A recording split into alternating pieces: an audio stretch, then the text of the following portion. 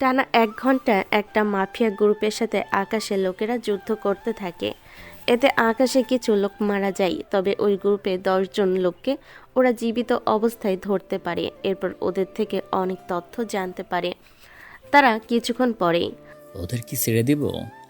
ছেড়ে দাও, তবে গাড়ি নিচে, যেন দেখলে বোঝা যায় ওরা গাড়ি চাপা পড়ে মারা গেছে। আর এদের 10 জনকে দেশের 10টা আলাদা আলাদা জায়গায় নিয়ে গাড়ির নিচে ফেলে মেরে ফেলো। ঠিক আছে বস, আপনি যা বলবেন তাই হবে। আবির, তাহলে এখন চলো, আমরা দুজনে বাসে করে যাব। আমাদের 10টা গাড়ি আছে, সেখান থেকে একটা গাড়ি নিলেই তো হয়। যা বলেছি তাই করো। ঠিক আছে স্যার। বাকিরা তো গাড়ি নিয়ে চলে যায় ওদের নিয়ে। আবির আকাশ চলে আসে বাসে করে।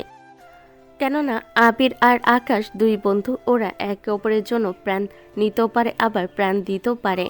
ওদের সম্পর্কে আস্তে আস্তে জানতে পারবেন। গল্প যতই সামনে শুনতে থাকবেন, ততই গল্পের কাহিনীগুলো বুঝতে পারবেন। কিছুদিন পরে সকালবেলা বাসের মধ্যে কিছু ছেলে মিলে কয়েকটা মেয়ের সাথে বাজেভাবে কথা বলতে থাকে। কেউ যে কিছু বলবে তাও পারছে না, কেননা ছেলেগুলো বিভিন্ন এমপি মন্ত্রী রাজনীতিবিদদের ছেলে। সেজন্য ভয়ে কেউ কিছু বলছে না, শুধু চুপচাপ করে দেখে যাচ্ছে। এইদিকে ভার্সিটিতে প্রতিদিন যেতে ভালো লাগছে না। আমি যদি এখন ভার্সিটিতে না যাই, মা আমার ঠ্যাং ভেঙে হাতে ধরিয়ে দিবে। জানি তুই তো আন্টিকে অনেক ভয় পাস। তুই নিজেই তো অনেক ভয় পাস। তা তো পায়, কিন্তু ওনারা যেদিন জানবে সবটা, সেদিন কি হবে তাই ভাবছে। পরে ভাবিস, এখন বাসে উঠে পড়। ওরা বাসে তো উঠে যায়। তারপর বাসে বাকি দৃশ্য ওরা নিজের চোখে দেখতে থাকে। ওই মেয়েগুলোর চোখে পানি দেখে আপনাদের কি কোনো কাণ্ডজ্ঞান নেই? 4-5টা ছেলে মিলে এই 2টা মেয়েকে এভাবে নির্যাতন করছে, আর আপনারা কি না কিছুই বলছেন না? কি করব আমরা? আমাদের তো বয়স হয়েছে, এই বয়সে তো আর মারামারি করতে পারবো না। সবাই তো বয়স্ক না, বুঝেছি, যা করার আমাকেই করতে হবে। এই বলে ছেলেগুলোর কাছে যেতে ওরা 5 জন আকাশের সামনে এসে দাঁড়ায়। কিরে, বেশি হিরোগিরি দেখাতে আসবি না। তাহলে কি তোরা সবাই বিলেন নাকি? ওই তোর সাহস তো কম না। তোর মতো পিসির ছেলে কিনা আমাদের সাথে কথা বলতে এসেছে। তোরা কি দিনের বেলাও নেশা করিস নাকি? দিনের চেয়ে রাতে নেশা করার মজাই আলাদা। তার সাথে মেয়ে হলে তো সবই মাখানো হয়ে যায়। তোমাদের তুলনায় আমি তোদের থেকে 5-6 ইঞ্চি লম্বা হব, তাহলে আমাকে কী করে তোদের পিচ্ছি মনে হলো?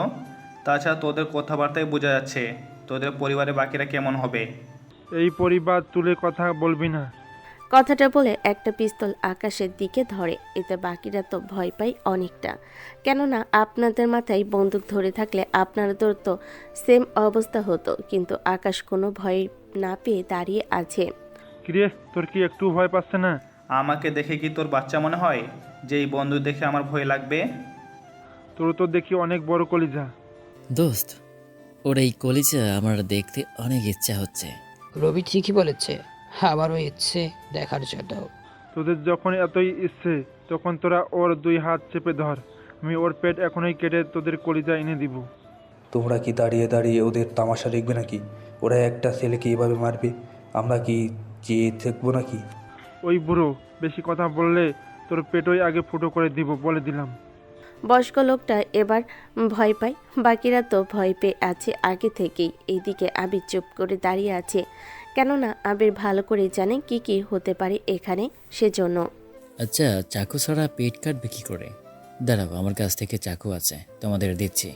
আবির চাকু বাইর করতে এসে একে একে কিছু বন্দুক এক এক করে বাসের সিটে রাখে। এইগুলো দেখে তো রবি আর রিপনের গলা শুকিয়ে যাওয়ার মতো অবস্থা হয়ে যায়। ওরা আকাশের হাতে পায়ে ধরে বলে, প্লিজ ভাই, আমাদের ছেড়ে দিন, আমরা আর কখনো এরকম কিছু করব না। হ্যাঁ ভাই, আমরা সত্যি আপনাকে চিনতে পারিনি। আমাদের এইবারের মতো ছেড়ে দিন, কথা দিচ্ছে আর কখনো কোনো মেয়ের সাথে এরকম ভাবে আচরণ করব না। ছেড়ে দিব, তবে একটা শর্তে। কি শর্ত বলুন? এই বাসে থাকা সবার কাছ থেকে ক্ষমা চেয়ে তারপর তোরা এই বাস থেকে নেমে যাবি। তাই হবে ভাইয়া। এরপর ওরা এক এক করে ক্ষমা চাইতে থাকে। এরপর আকাশও আবিরকে নিয়ে নেমে যায় ওখান থেকে। তারপর যায় ভার্সিটিতে। ওখানে যাওয়ার সময় 2টা মেয়ের সাথে ওরা দুজনে ধাক্কা খায়। ও মা গো, মরে গেলাম। কোন হারামিগুলা আমার সাথে এভাবে ধাক্কা খেলি? আপনারা কি কানা নাকি? চোখে কি দেখেন না? আরে সুন্দর আর হ্যান্ডসাম ছেলে দেখেছে, সেজন্য ধাক্কা খাওয়ার জন্য চলে আসছে। এই, আপনারা দুইজন কি বোঝাতে চাচ্ছেন? আমরা তো কিছুই বলিনি যে আপনারা বুঝতে পারবেন। দেখুন, আপনাদের সাথে এভাবে কথা বলার ইচ্ছে নেই। সামনে থেকে সরেন। সামনে তো আমার মনে জায়গা খালিই আছে। এই মনের মধ্যে তো অনেক মেয়ে আছে, সেজন্য আমি আর আসছি না। আচ্ছা, আপনাদের যেন আমি আমার চোখের সামনে আর না দেখি। আপনি চোখ বন্ধ করে রাখেন, তাহলে আর আমাকে দেখবেন না। আপনি তো যথেষ্ট ফাজিল একটা ছেলে। ফাজিলের দেখলেন কি? সবে তো মাত্র শুরু। আমার সাথে লাগলে কিন্তু তোমার প্রাণটাও যেতে পারে। ভয় দেখাচ্ছ নাকি কথাগুলো বলে শোনাচ্ছ? এরা এত কথার কি আছে ওনার সাথে? দেখেছেন না, ওনারা দুজনেই কথা বলতেছে, তার মধ্যে আপনি কাবাবের মধ্যে হাড্ডিও এসেছেন। কাবাবের মাংসের স্বাদই নষ্ট করে দিলেন। কিসের কাবাব আর কিসের হাড্ডি? এত কিছু ভাবতে হবে না। ওদের কথাগুলোর মধ্য দিয়ে 3-4টা ছেলে আসে, যা প্রতিটা জায়গায় এরকম হয়। মেয়ে একটু বিপদে পড়লে সব ছেলে চলে আসে সাহায্য করার জন্য। আচ্ছা, যাক গিয়ে ওরা এসে। কি হয়েছে রে এরা? এরা কে? ওরা কে সেটা না হয় পরে বললাম, কিন্তু তুই কে সেটা আগে বল। আরে আমি তো তোমার সাথে একই ক্লাসে পড়ি। তোকে তো কখনো দেখিনি আমার রুমে। আমি তো ক্লাসই করি না ঠিক মতো। বুঝলাম না ভাই, আপনি কেন এসেছেন আমাদের মধ্যে? দেখছে না দুজনের মধ্যে কথা হচ্ছে? ওর সাথে কথা বলে কাজ নেই, আমি গেলাম। ওরা তো চলে গেল। এইদিকে আবির এসে নাহিদের পাশে এসে দাঁড়ায় আর 2টা থাপ্পড় দেয়। এতে নাহিদ আর বাকিরা অবাক হয়ে তাকিয়ে আছে। কি রে, তুই আমাকে মারলি? মেরেছি তো কি হয়েছে? তাছাড়া তোকে আমি এই ভার্সিটিতে তো আগে কখনো দেখিনি। আমি তো নতুন এসেছি। নতুন বলে ছেড়ে দিলাম। আর একটা কথা, এইভাবে মেয়ে দেখলে একবারে সাহায্য করার জন্য আসবে না। মনে থাকবে আপনার কথাগুলো। আমি আর একবারও কোনো মেয়েকে সাহায্য করতে যাব না। এই তো ভালো ছেলে। এইদিকে নাহিদ চলে যায় ওখান থেকে। এইদিকে আকাশ আর আবির ভার্সিটিতে বসে আছে আর কিছু ছেলের সাথে আড্ডা দিতে থাকে। তখন কিছু পুলিশ আসে ওখানে। ওরা এসে, তোদের মধ্যে আকাশকে? আমার নামই আকাশ। তাহলে তুই আকাশ? কেন, কি হয়েছে? তোকে যেতে হবে আমাদের সাথে। আমি কেন আপনার সাথে যাব? তোকে আসতে বলেছি আমি। দেখুন, কোনো কারণ ছাড়া তো আপনারা আমাকে নিয়ে যেতে পারেন না। আমরা কি পারি আর না পারি তা তোকে জানতে হবে না। এখন তুই যদি আমাদের সাথে না আসিস, তোকে জোর করে তুলে নিয়ে যাব। এই যে মিস্টার, আপনার সাহস তো কম না? আপনি ওনাকে ধরে নিয়ে যেতে চাইছেন। তোর সাহসও তো কম না দেখি। সাহসের তো কিছু দেখলেন না এখনো। বুঝেছি, তোদের দুজনকেই নিয়ে যেতে হবে, তাহলে বোঝা যাবে তোদের সাহস কেমন। ঠিক আছে চলুন, তবে আমাদের মনে হয় না বেশিক্ষণ আটকে রাখতে পারবেন। তোরা আর কখনো বের হতে পারবি না, সেটাই তোদের বলার ছিল। তাহলে আমাদের অবৈধভাবে নিয়ে আসবেন, এটা তো কথা। তাছাড়া আমরা তো আগেই বুঝতে পেরেছি। এতক্ষণে তাহলে বুঝতে পারলি? যাক, বুঝতে তখন পেরেছিস, তখন এবার ভালোই ভালোই গাড়িতে উঠে পড়। ঠিক আছে চলুন তাহলে। তবে এতটুকু বলবো, এর জন্য আপনাকে কিন্তু অনেক প্রস্তাতে হবে। পুলিশ অফিসার কথাগুলো শুনে রেগে যায় অনেক। সেজন্য আবিরকে মারতে যাবে, তখনই আকাশ হাত ধরে ফেলে। তোর সাহস তো কম না, তুই পুলিশের হাত ধরেছিস। সাহসের দেখলেন কি? তাছাড়া চলুন, বাকি কথা না হয় থানায় বলবো। ওদের নিয়ে আসা হয় থানায়। এরপর একে একে দুজনকে জেলে ঢুকানো হয়। তারপর তোরা দুজনে না বড় বড় কথা বলেছিলি, তোদের ধরে আনলে এই হবে সেই হবে, কই এখনো তো কিছু হলো না। তা একটা কল কি করা যাবে? কল দিবি আবার কাকে? দেখ, যাকেই কল দিস না কেন, কোনো কাজ কিন্তু হবে না। সে আমরা বুঝে নিব। ওদের মোবাইল দেওয়া হলো। এরপর আকাশ কাউকে কল দেয়। 1 মিনিট কথা বলে কল কেটে দেয় আর নাম্বারটা ডিলিট করে দেয়, যেন পুলিশ অফিসার নাম্বারটা আর খুঁজে না পায় সেজন্য। একটু পরে আকাশের দিকে 2-3টা হেলিকপ্টারের আওয়াজ শুনতে পাওয়া যায়। এতে আকাশ আর আবির বুঝতে পেরেছে, কিন্তু পুলিশ স্টেশনে থাকা কেউ বুঝতে পারছে না। একটু পরে, তোমরা কারা? আমরা যেই হই না কেন, তা জেনে তুই কি করবি? তোদের সাহস তো কম না, তোরা আমারই পুলিশ স্টেশনে এসে আমার সাথে খারাপ ব্যবহার করছিস। তোদের সবাইকে আজকে আমি জেলে ঢুকিয়ে দেব। এত তাড়া কিসের আপনার? আপনার সামনে থেকে দেখেন, এটাই আপনার সৌভাগ্য। জেলের ভিতর নিয়ে যাওয়ার কথা তো স্বপ্নেও ভাববেন না। হাবিলদার, ওদের অ্যারেস্ট করো। এইদিকে হাবিলদার তো ভয়ে কাঁপছে, কেননা ওদের কাছে যে সব অস্ত্র আছে, তাদের ওরা যে কোনো কিছু করে ফেলতে পারবে, কেননা ওদের অস্ত্রগুলো একদম নতুন মডেলের হাতিয়ার। একটু পরে, এত ভয় পাচ্ছ কেন? স্যার, আপনি নিজেই তো ভয় পেয়ে আছেন। কি চাই তোমাদের? আমি ওরা দুইজনকে নিয়ে যেতে এসেছি। ঠিক আছে, নিয়ে যাও। ম্যাক ওদের দুজনকে বের করে আনে। তারপর আবির এসে পুলিশ অফিসারের সামনে এসে দাঁড়ায়। আচ্ছা এবার বল, আমাদের ধরে আনার কি ছিল? জানি না আমি। যখন জানিস না তখন ধরে কেন আনলি? কথাটা বলে পুলিশ অফিসার শার্টের কলার ধরে ফেলে। এতে উনি তো ভয়ে শেষ। দেখ, ভালো ভালো বলছি, নাম কি ওদের তা বল। নাহিদ ছিল ওর নাম। কোন নাহিদ? চিনি না আমরা। আমার অ্যাকাউন্টে ডলার পাঠিয়েছে, বলেছে আপনাদের দুজনকে যেন থানায় এনে একটু পানিশমেন্ট দেয়। এই নাহিদ ছেলেটা কে হতে পারে? তা তো আমি জানি না, কিন্তু কি করবো এখন? আচ্ছা এখন ওকে ছেড়ে দে, বেচারা এমনি তো ভয় পেয়েছে অনেক। তাছাড়া আজকে এখানে যা যা হয়েছে তা যেন বাইরে কেউ না জানে।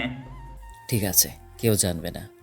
আর আপনি যদি এই কথাগুলো কাউকে বলেছেন, তাহলে আপনার যতদিন লাগুক না কেন, আমার কিন্তু 1 সেকেন্ডেই যথেষ্ট। বুঝতে পেরেছি স্যার। তাহলে আমরা এবার আসতে পারি কি? জি স্যার, আসুন। ওরা বেরিয়ে পড়ে। এইদিকে আপনারা তো তাহলে বুঝতে পেরেছেন কে এই কাজটা করিয়েছে, কিন্তু আকাশ আর আবির তা জানে না, কেননা ওরা তো ওই ছেলের নামটাও ঠিক মতো জানে না। কিছুক্ষণ পরে, আবির তুমি তাহলে এখন বাসায় যাও, আমিও বাসায় যাই। তাছাড়া যদি লেট করি, আম্মু তো আমাকে ঝাড়ু দিয়ে পিটাবে। কি বলেন আন্টি, এখনও আপনাকে ঝাড়ু দিয়ে পিটাই? অথচ আপনি যেখানে লোকদের বন্দুক বা যে কোনো কিছু দিয়ে মেরে ফেলতে পারেন, সেখানে কিনা আপনি ওনাকে ভয় পান? একটা কথা মনে রেখো, বাইরে সবাই আমাদের ভয় পায় এটা তো ঠিক, কিন্তু পরিবারই তো আমাদের আসল। তাদের ছাড়া আমরা তো একা একা চলতে পারবো না। একটা কথা মনে রাখবে সব সময়, পরিবারের কাছে কখনো নিজের পাওয়ার দেখিও না, নয় ওদের ভয় দেখানো। কেননা তারা যখন এইসব জানবে, তখন কিন্তু ওনারা তোমাদের ভয় পাবে, তখন কিন্তু তাদের ভালোবাসা আর পাবে না। বুঝতে পেরেছি। এরপর আবির ম্যাকের সাথে চলে যায়। এইদিকে আকাশ ওর বাসায় চলে আসে। আপনাদের তো আকাশের ব্যাপারে কোনো কিছুই এখনও বলা হয়নি, তবে চিন্তা করবেন না, তা আপনারা জানতে পারবেন একটু পরে, বাসায় ফেরার পরে। আম্মু আম্মু আম্মু, কোথায় তুমি? কি হয়েছে ঈশা? এভাবে চেঁচাচ্ছিস কেন? বাসায় কি ডাকাত পড়েছে নাকি? তোমার ছেলে নিজেই তো একটা ডাকাত, সে থাকতে অন্য কারো ডাকাতি করার কি আছে? আকাশ আবার কি করলো? নিজের চোখে দেখে নাও কি করেছে। কই দেখি তো। এইদিকে আকাশ রুমে না গিয়ে সোফায় বসে যায়, কেননা এখান থেকে রুমে এসে ও শান্তি যে পাবে না তা ভালো করেই জানে। সেজন্য বসে থাকে ওখানে। ওর মা এসে, তোর কি কখনো কাণ্ডজ্ঞান হবে না? আমি আবার কি করলাম? তোকে যে আমি সকালে বাজার করতে পাঠিয়েছি, তুই তো বাজারও করলি না, আর না ওই ডলারও ফেরত দিলি। এই রে, বাজার করার কথা তো আমার মনেই ছিল না। এখন কি হবে? মা তো রেগে আছে অনেক। ওই ওই কি ভাবছিস এরকম করে? ভাবছি আম্মু, তুমি আজকে একটু বেশি রেগে আছো না? তার রাগ একটু কমাও। দেখ, কোনো কথা বলে আজকে আর কাজ হবে না। তুই যাবে কিনা সেটা বল। তুমি ঈশাকে কেন বাজারে পাঠালে না? ঈশা কেন যাবে বাজারে? তুই বাসায় থেকে কোনো কাজেও আসিস না, তা একটু একটু বাজার করে আনলে কি এমন ক্ষতি হয়? ঠিক আছে, কাল থেকে আমি তোমাদের জন্য একটা কাজের লোক রেখে যাব, যে তোমাদের সব কাজ করে দিবে। তা ওই ছেলের মাইনে কে দেবে শুনি? তোর বাবা নাকি আমি দেব, নাকি তুই নিজে দিবি? তুমি কেন দিবে? তাছাড়া আমি নিজেও তো কাজ করি না। তাছাড়া আব্বু যে মাইনে পায় তা দিয়ে তো হয়ে যাবে মোটামুটিভাবে। তোর কি আর কোনো কাজ নেই? তোর যে ছোট বোনটা বড় হচ্ছে, ওর তো বিয়ে দিতে হবে, ওর জন্য তো কিছু কিছু ডলার আমাদের জোগাড় করতে হবে। কথা তো ঠিক বলেছ, তবে চিন্তা করো না, ঈশার বিয়েতে যা খরচ হয় সব কিছু আমি দেখব। তুই নিজে এখনো সামান্য একটা শার্ট কেনার জন্য তোর বাবার কাছে টাকা চাইতে হয়, সেখানে তুই কিনে দিবি ডলার, তাও তোর বোনের বিয়েতে? এরকম পাম অন্য কাউকে দিবি। এই রে, আম্মু দেখি ছবি ধরে ফেলেছে। তোকে না বলেছি আমি কখনো মুখের ভেতরে রেখে কথা না বলার জন্য? ঠিক আছে, আর বলবো না। এদিকে আকাশ ডলার নিয়ে বাজারে যায় আর বাজার করে আনে। তারপর ওর মাকে দিলে উনি সব ফ্রিজে রেখে দেয়। তারপর আপাতত কিছুটা তো বুঝতে পেরেছেন আকাশের পরিবার কিন্তু অন্য গল্পে অনেক বড়লোক থাকে, কিন্তু এই গল্পে তারা অন্য 8-10টা মানুষের মতোই জীবন কাটাতে থাকে। ওদের পরিবারে 4 জন সদস্য। ওদের পরিবারে আকাশের বাবাই একাই রোজগার করে আর ওনার ডলার দিয়ে এই সংসার চলে। কিন্তু আকাশ এখনও বেকার। চাইলে আকাশ ওনাদের এই জীবন থেকে আরও আরামের জীবন দিতে পারে, কিন্তু ওর বাবা মা যদি তা জানতে পারে ছেলে যে ওনার এইসব করে ডলার কামিয়েছে, তাহলে তো ওনারা কখনোই সে বাড়িতে যাবে না। এইদিকে রাতের বেলায় ভাইয়া, একটা কথা বলার ছিল। আমি তোর কোনো কথা শুনবো না। রাগ করিস না ভাই, আমি কিন্তু তখন ইচ্ছে করে মাকে কথাটা বলিনি। কোন হিসেবে বলছিস কথাগুলো? আসলে আমি গিয়েছিলাম তখন। তখন কি হয়েছে? এরপর ঈশা সবটা বলে। সবটা শুনে আকাশের তো অনেক রাগ হয়। তাহলে এই জন্য তোর মন খারাপ? হ্যাঁ, ওই ছেলেটা আমাকে এসব না বললে তো আমি তখন বাজার করে নিয়ে আসতাম। আচ্ছা, এরপর থেকে তোকে আর বাজারে যেতে হবে না। এখন বল তোর কি লাগবে? আমার একটা ল্যাপটপ লাগবে। ল্যাপটপের কাজ কি তোর? কলেজ থেকে এসেই তো সারাক্ষণ টিভি নিয়ে পড়ে থাকিস। আসলে আব্বু যা ইনকাম করে তা দিয়ে তো সংসার চলে কোনো মতে, কিন্তু আমার বিয়েতে তো ডলার লাগবে। সে ডলার দিয়ে কী করবে? সেই জন্য আমি অনলাইনে কিছু কাজ করে ডলার ইনকাম করে সেগুলো জমিয়ে রাখতে চাই। তাহলে তো আমার বিয়েতে আর তেমন ডলারের কমতি হবে না। চিন্তা করিস না, তোর বিয়েতে যা খরচ হবে সব আমি দিব। আচ্ছা ঠিক আছে, আমি তোর জন্য নিয়ে আসবো একটা ল্যাপটপ। ঠিক আছে ভাইয়া। এদিকে সন্ধ্যার পর আকাশ বের হয় ওই ছেলেটাকে খুঁজতে, যে ছেলেটা ঈশার সাথে খারাপ ব্যবহার করেছিল। কিছুক্ষণ পরে সামনে দেখে আবির দাঁড়িয়ে আছে। কি ব্যাপার আবির, তুই এখানে কেন? আমি তো এসেছি একটা কাজে, তা তুমি কেন আসলে? আমি তো এসেছি একটা ছেলে খুঁজতে। কোন ছেলে? আকাশ এবার আবিরকে সবটা বলে। সবটা শোনার পরে আমি ওই ছেলেকে খুঁজে বের করব, আপনি তাহলে এই বাকি কাজটা করেন। ঠিক আছে, তবে সাবধানে করবে কাজটা। ঠিক আছে। আবির তো ওর কাজে লেগে পড়ে। এইদিকে রাতের বেলায় ওনারা খেতে বসে, তখন আকাশের বাবাও ছিল। আকাশ, তোর সাথে কিছু কথা আছে। কি কথা আব্বু? তোর জন্য আমি চাকরি দেখতেছি, ছোটখাটো একটা। কি চাকরি? তাছাড়া আমি নিজেই চাকরি দেখে নিব। চাকরি আমি এখনো ঠিক করিনি, তাছাড়া আর কতদিন আমি কি করব? তোকে তো কিছু একটা করতে হবে। বাবা, আমি পড়াশোনা শেষ করি আগে। তাছাড়া তুমি যখন বলতেছো, তখন আমি টিউশনি করিয়ে মাসে মাসে যে ডলার পাবো তা দিয়ে আমার খরচ আর তোমাদের কিছুটা সাহায্য করতে পারবো, চিন্তা করো না। ঠিক আছে, তুই যখন ভেবেছিস তখন আর কিছুই বলার নেই। দেখ, তোকে কথাগুলো এই জন্য বলা, আমার তো বয়স হচ্ছে, আমার পরে তো তোকেই তো দায়িত্ব নিতে হবে এই সংসারে। সেটা তো লাগবেই। তাছাড়া চিন্তা করো না, আমি ব্যবস্থা করে নিব। পরের দিন আকাশ ভার্সিটিতে আসে, তবে ওখানে আকাশকে তেমন কেউ চিনে না। ক্লাসে আসে ক্লাস করার জন্য, এরপর নিজের সিটে এসে বসে পড়ে। কিছুক্ষণ পরে স্যার এসে সবার সাথে পরিচয় করিয়ে দেয়। কে কী করে বা কার কী স্বপ্ন সব কিছু জিজ্ঞেস করে নিতে থাকে। কিছুক্ষণ পরে তোমরা তাহলে সবার পরিচয় তো জানলে, কিন্তু এই ছেলে তোমার পরিচয় তো দিলে না। জি, আমাকে বলছেন? হ্যাঁ, তোমাকে বলছি, তোমার পরিচয় দাও। আমার পরিচয় দেওয়ার মতো এত বড় কিছু নেই। গরিব ঘরের সন্তান আমি, বাবা রোজগারে সংসার চলে। ঠিক আছে, বসো তাহলে। তা কারোর কোনো প্রশ্ন থাকলে বলতে পারো। স্যার, আমার একটা প্রশ্ন আছে। কি প্রশ্ন? এর মতো একটা গরিব ছেলে এখানে চান্স পেল কি করে, সেটা তো বুঝতেছি না। দেখো ইরা, এখানে যে শুধু বড়লোক ঘরের ছেলেমেয়েরা চান্স পাবে এটা কিন্তু কথা না। এখানে মেধা দিয়ে চান্স পেতে হয়। মেধা আছে বলে তো মনে হচ্ছে না, দেখে বোঝা যাচ্ছে একটা খ্যাত ছেলে। সে যেমনই হোক, আজকের প্রথম ক্লাস বিদায় তেমন কিছু করলাম না। তোমাদের একটা অঙ্ক দিব, ওই অঙ্কটা করে আনতে হবে। চিন্তা করবেন না স্যার, আমি ওই অঙ্কটা করার অবশ্যই চেষ্টা করব। এদিকে স্যার অঙ্ক লিখে দিয়ে চলে যায়। অন্যদিকে আজকেও সেমভাবে নাহিদ আসে ওদের রুমে। নাহিদ বড়লোক বাপের একমাত্র ছেলে, সেজন্য একটু বেশি বিগড়ে গেছে। নাহিদকে ইরাও সহ্য করতে পারে না। নাহিদ তো ইরার কাছে এসে, কি ব্যাপার ইরা, তুমি আমাকে দেখে এরকমভাবে পালাচ্ছ কেন? কই পালাচ্ছি, আমি তো নিজের জায়গায় বসে আছি। ক্লাস শেষ হলেই তো চলে যাবে। আমি কি করব না করব তা তো আপনার কাছ থেকে আমি জানতে চাইনি। আমার সাথে এভাবে কথা বলো না। এভাবে কথা বললে কি হয়? কলেজে যে অনেক বড় আঘাত লাগে। বাহ, তোর আবার কলিজাও আছে। কলেজা ছাড়া মানুষ বাঁচে নাকি? আশ্চর্য। এতদিন জানতাম না, এখন জানলাম। তাছাড়া ক্লাস শেষ, আমি এখন বের হব। এত তাড়া কিসের তোমার? তা জেনে তুই কি করবি? চলো না, কোথাও বসে আড্ডা দেব। আমার আড্ডা দেওয়ার মোটেও ইচ্ছে নেই। তুই সর এখন আমার সামনে থেকে। এদিকে নাহিদের উপরে জেদ করে ইরা বেরিয়ে যায়, সাথে ওর বান্ধবী তানিও বেরিয়ে পড়ে। ওরা যাওয়ার পরে তুই ওই দিনে সে ছেলেটা না? তোর সাহস তো কম না, তুই আমাকে তুই করে ডাকছিস? ওই দিনে মারের শিক্ষা হয়নি, সেজন্য আজকে আবার চলে এসেছিস মার খাওয়ার জন্য? আমাকে কে মারবে? তুই? তোর কি মনে হয় তুই আমাকে মারবি? আমি তোকে ছেড়ে দেবো? তাছাড়া আমি তোর অনেক বেশি সিনিয়র, বুঝলি কথাটা?